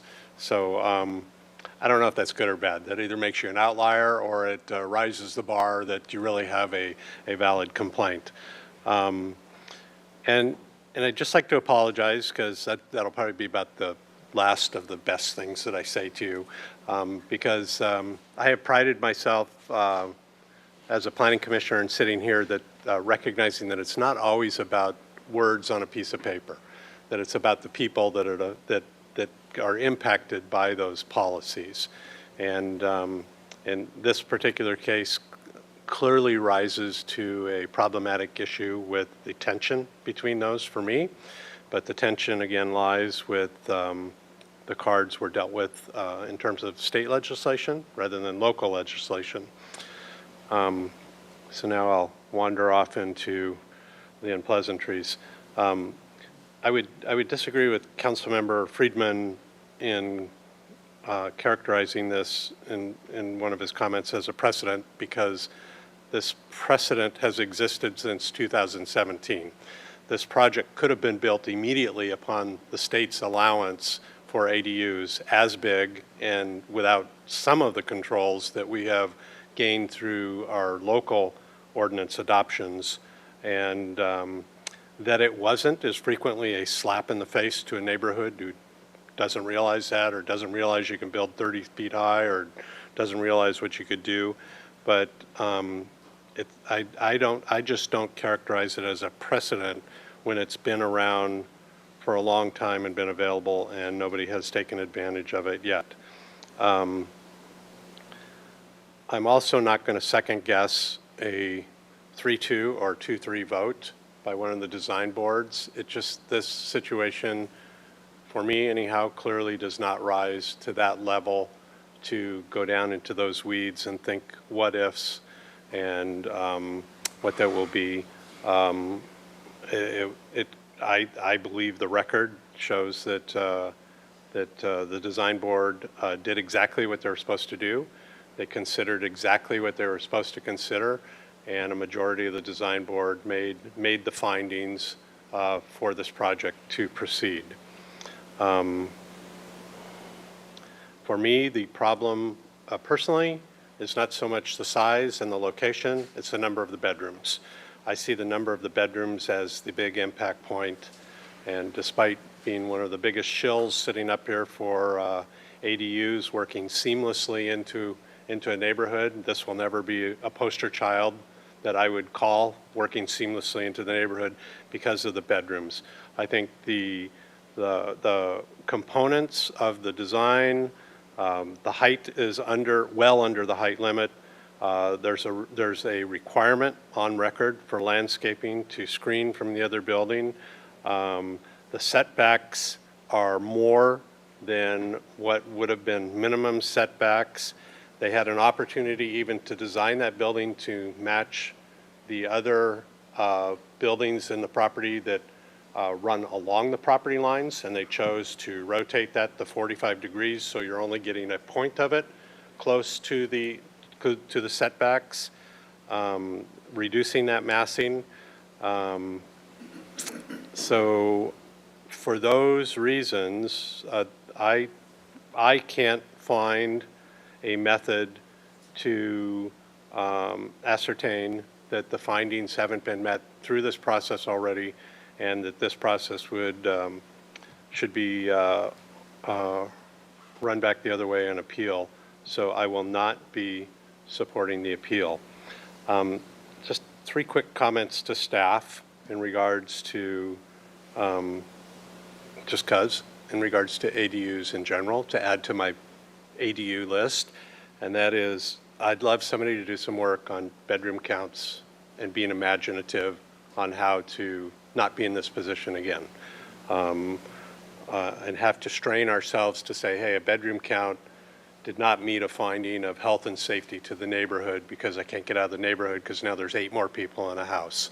But I just think unanticipated is that somebody could just load up bedrooms in an ADU, and we would have to put up with it. I also think there's a potential for a call out on size of ADUs or FAR math when you're using slopes as part of the math, unbuildable areas. So I know we have a function in that on normal structures, but in particular an ADU is a gift, whether by desire or ordinance, and I just think it does things, it pushes things together, it makes things bigger because we're being able to use the entire lot as the parcel size, and we shouldn't be doing that for an ADU. And then this can't use evidence not shown at the design board process is pretty clunky right now, and I think it needs to be improved. So I know that's a pretty youthful change from us, but I'm sure stuff was shown today that wasn't at the design board, and I'm uncomfortable seeing that and then forming an opinion, and it wasn't clearly remedied by staff before, saying, no, you can't see that, and you can't see this, and cautioning us. But I think we have that rule for a purpose. We made that rule, and I think we need to, I think it's a young new rule, and it needs some work because it felt pretty clunky there. So thank you, Mr. Mayor. Ms. Nedden. Thank you, Mayor Rouse. So I'm thinking back to sort of why I value ADUs and sort of how they were promoted in the community is that, they allow someone to age in place or have low income options or a small additional income. And I'm very uncomfortable with an ADU being the size or close to the size of the primary residence, especially on a hillside. That's just, I've been consistent with that a large ADU to me is not meeting that need of being affordable by design, or allowing to age in place, or to have a little bit of ease when your older kids move back home, or something like that. This to me is a second structure. I'm very confused by the arguments that both our hands are tied, but we have things that go to discretionary review. And Mr. Miller, to your comments from the SFDB meeting, it was all about the state mandates, but we also have discretionary review for a reason. And I feel like what we have done with our ADU ordinances is put a lot of incentives in there, and I'm uncomfortable sometimes with how far we've gone with what is allowable and buildable. The ministerial approval I find quite generous. It's if you stay within what's in that ministerial checklist, you can get a lot of extra rental or ease of aging in place or lower priced housing. It's when we go beyond that ministerial that's sort of asking for something extra beyond what's ministerial, which also could be easy and take less time for everyone because we've already approved the ministerial. That's what we've approved. So that it even goes to SFDB is an indication to me that there is more purview than just what the state is telling us. And we can continue to maybe have questions or tension about that. But for the findings beyond what's in ministerial approval, and again, if it was within that, I would say those are growing pains, it's difficult, there are going to be projects we don't like, projects we do like, but our hands are tied. I don't see our hands tied in this particular case, because this is why SFDB was created, to have ministerial approval, particularly on the Mesa, over McMansionization, over large projects taking advantage of every possible spot. Now, when I went to the site and saw this project, I didn't honestly myself see anything objectionable. I looked at it and I thought, I'm not sure I see what the problem is here. I'm not a neighbor. And to me, when this many neighbors have an issue, then just at the face of it, it's violated good neighbor guidelines. That means there haven't been communications with the neighbors, or neighbors haven't felt heard, or I'm not sure how to interpret it or how to get down into each individual communication. But if there are this many neighbors who are in opposition and support ADUs and would support a ministerially approved ADU, not going above and beyond that sort of, I think, generous apportionment, then we wouldn't be here. And what I'm hearing from neighbors is concern not about congestion of traffic, but concern about traffic accidents, concern about evacuation, about some of those concerns, which honestly, when I was at the site yesterday, I hadn't thought of, because I'm not a neighbor on your street. Good neighbor guidelines are for the neighbors to work out, and if there's this much opposition, it has to give me pause. So I don't find that the project in its current size and scale is compatible with the surrounding neighborhood. I think if it was in the ministerial approval, it would be, and as much as would be possible. I don't find that it has the appropriate mass, bulk, and scale compared to the primary residence. And at first, looking at around the neighborhood, again, I thought, well, I'm not sure I see the conflict here. There are other two-story houses, and there are other larger units here, but I was convinced by the testimony today that those were within the footprint of what was initially there. And I am very concerned about it being precedent-setting, that we go beyond what could be approved by ministerial approval, which, again, I just want to reiterate, I was uncomfortable going as far as we went with the guidelines and the ministerial approval, because some of those are big and some of them are right up against neighbors' lot lines. But those, the ministerially approved, we already struggled with how far are we willing to go as a body with what we want for those. So I'm going to support the appeal based mainly on the Good Neighbor guidelines, and that there can be an ADU here within the ministerially approved process. All right, thank you. I guess I'll bring my comments. So, looking at the project, I'm a Mesa guy myself, and looking at the wonders of mid-century modern, the architecture involved. I'm not a big fan of the project, to be honest with you. However, there's nothing about the project that asks for a variance. There's nothing about a project going outside the guidelines of the law.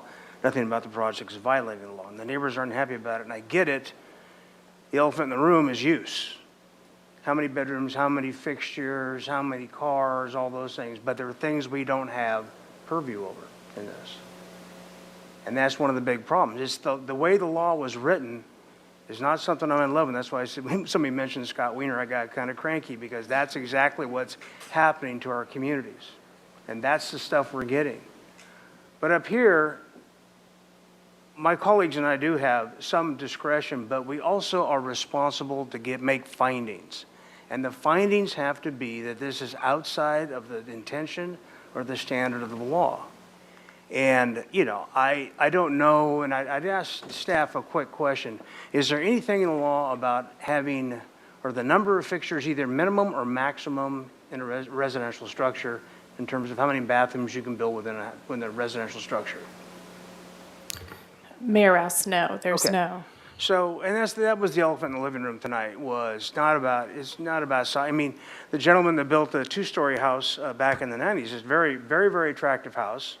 But it is big, it is imposing, it looks down on his neighbor. Had this project been a second story on top of the footprint, it would have been bulkier and bigger in terms of the views looking towards Ealing, but I don't think anybody would have said boo, especially if it was going to be 2 bedrooms. I think the real issue is, what's it going to be like up there with all these people living in the place? And we lost those kind of controls back in the 90s. Those court findings went way back then.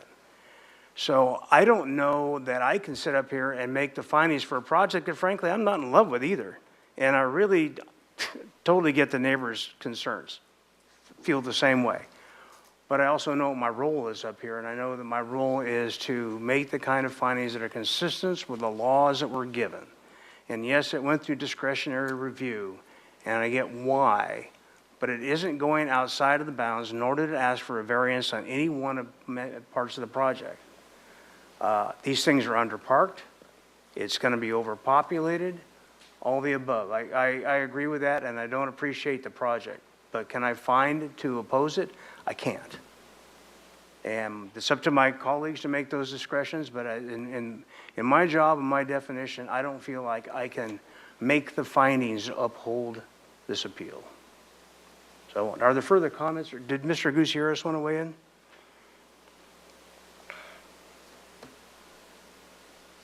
No, I'm good, thank you. Okay, I believe he's still in the room.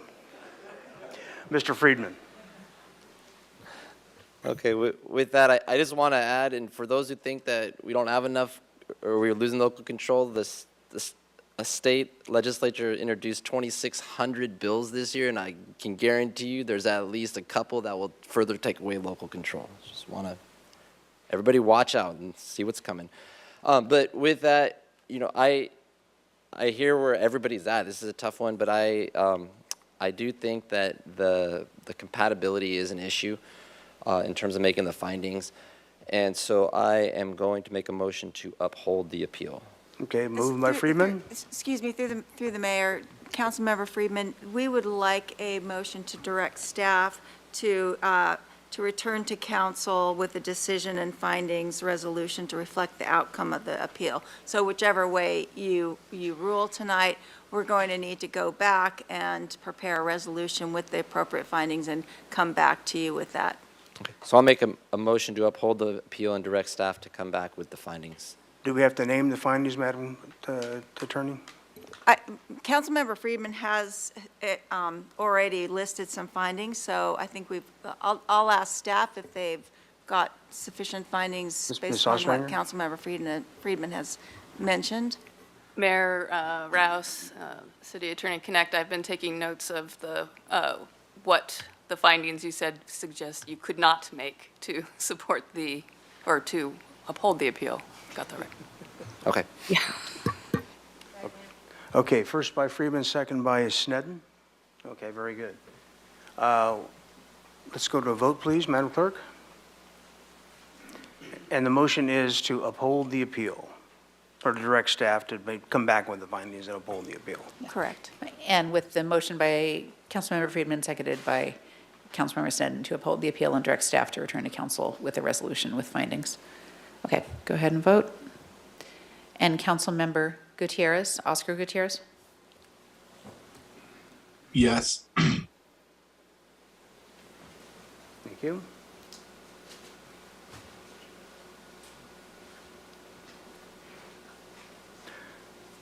Okay, so the appeal loses 4-3. 4-3 with no vote, with no votes from Councilmember Harmon, Mayor Rouse, Mayor Pro Tem Gutierrez, and Correct. Councilmember Jordan. Mr. Jordan, you have a comment? I'll move to deny the appeal. Okay, do we have to make that finding on top of the,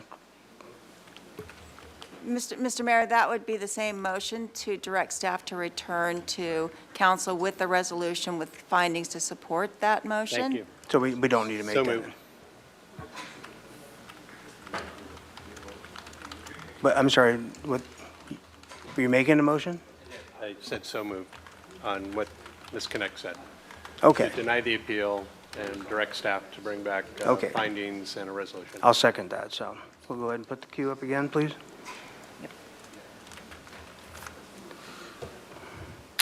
And this is a motion by Councilmember Jordan, seconded by Mayor Rouse, to deny the appeal and direct staff to return to council with a resolution with findings. We'll start the vote. And Councilmember Oscar Gutierrez? Yes.